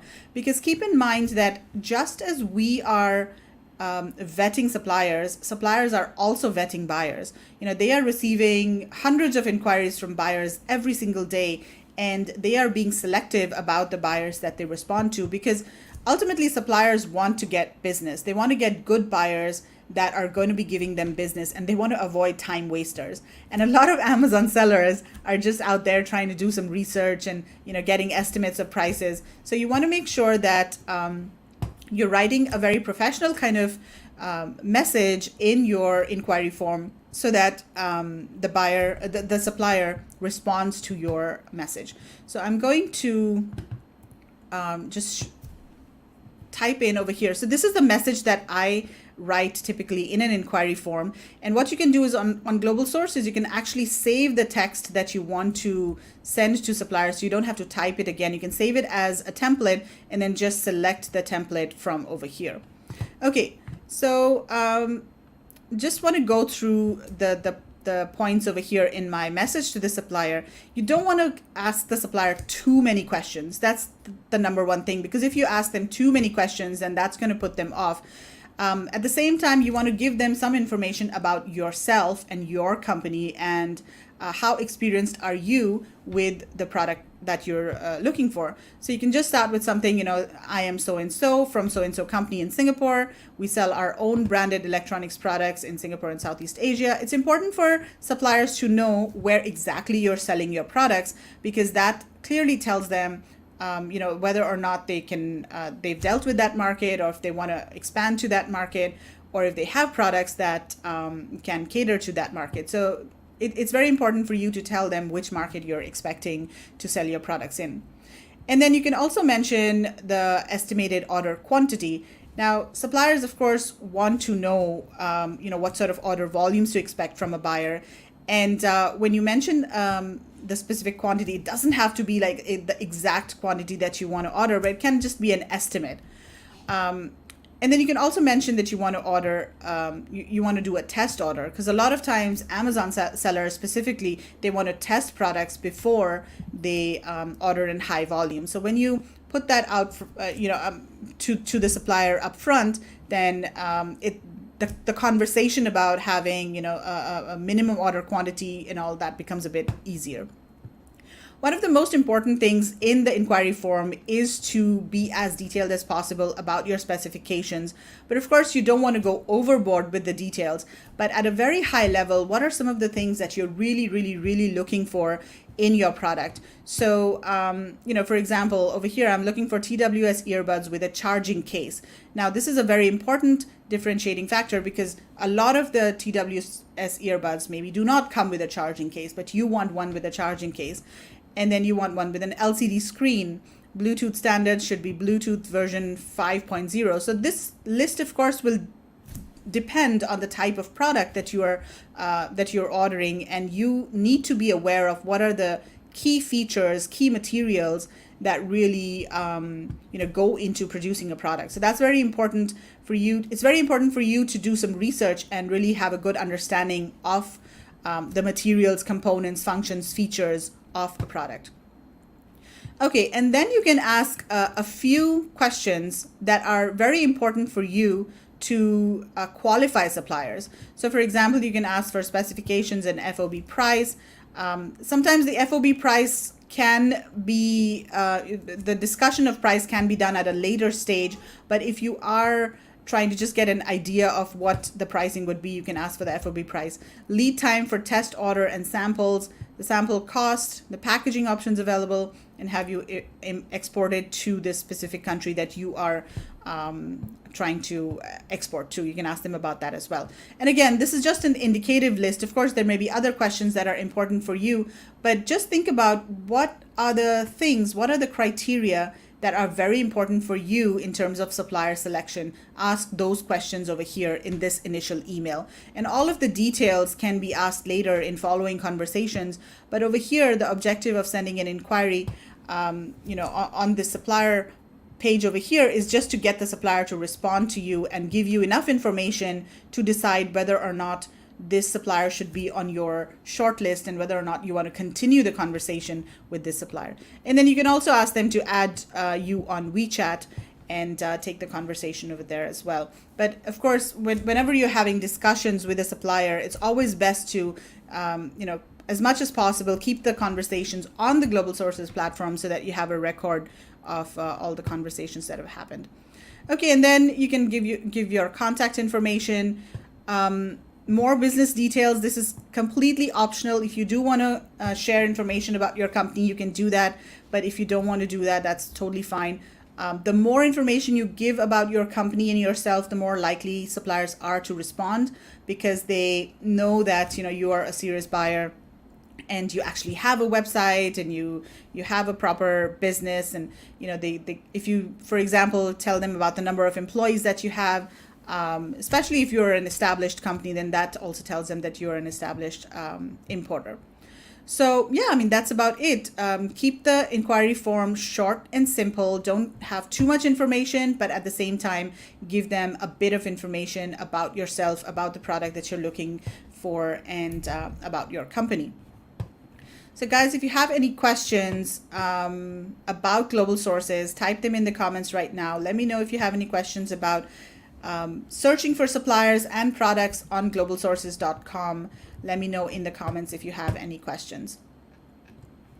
And if there are no questions, I just want to remind you guys of a couple of things. First of all, do register for Global Sources Virtual Summit. So you can go to this URL that's scrolling at the bottom of your screen, globalsources.com/summit. Register for the summit. When you register, you will receive all of the replays of the summit in your email. All of the slides of the speakers are going to be sent to you, and you can also receive the agenda of the summit. So before we wrap up this session, I want to remind you that we're going to be back over here at 8 p.m. Hong Kong time today. We have 3 more sessions coming up. 3 more presentations coming up in that session. We're going to be talking about content engagement. We're also going to be talking about how to avoid IP claims and account suspension when you're selling on Amazon. And we're also going to be talking about what are some of the important trends that you need to be aware of in 2021 as you're sourcing from China. Okay, so looks like there are no comments over here. I'm just going to give you guys a couple more minutes to let me know if you have any questions or comments in the chat over here. There's a slight delay, so I'm just going to give you a couple more minutes over here. Let me know if you have any questions or comments, or just let me know what did you think about the presentations today? Did you guys like the presentations? Did you think they were interesting, useful, valuable? Let me know in the comments, what did you think about the presentations today? I'm just going to give you guys a couple seconds over here because there's a slight delay from when I speak to when it's posted on the live videos that you guys are watching. So I'm going to give you a couple of minutes over here to respond, and then we're going to start wrapping up this session. Also, a reminder that we're going to be going on over here for 3 days. So today's the first day of the summit. We've got 2 sessions, and then we've got more sessions tomorrow. We've got 6 presentations tomorrow, and then we're also going to go for day 3. Okay, Keithel says they're varied in topics, which gave a good perspective from many angles of doing business. Awesome. Thank you so much, Keithel, for joining us and sticking around until the end. Amir says they were great. Awesome. Payman says they were awesome. Oh, Payman, thank you so much. Okay, thank you very much for all the speakers this morning, including Meghla. Oh, thank you, Tim. That is very encouraging. Okay, fantastic. So guys, I will see you later tonight, 8 p.m. Hong Kong time, Singapore time. If you're joining in from the US, then it's 8 a.m. Eastern time tomorrow morning. All right, take care, everyone, and I'll see you later. Bye.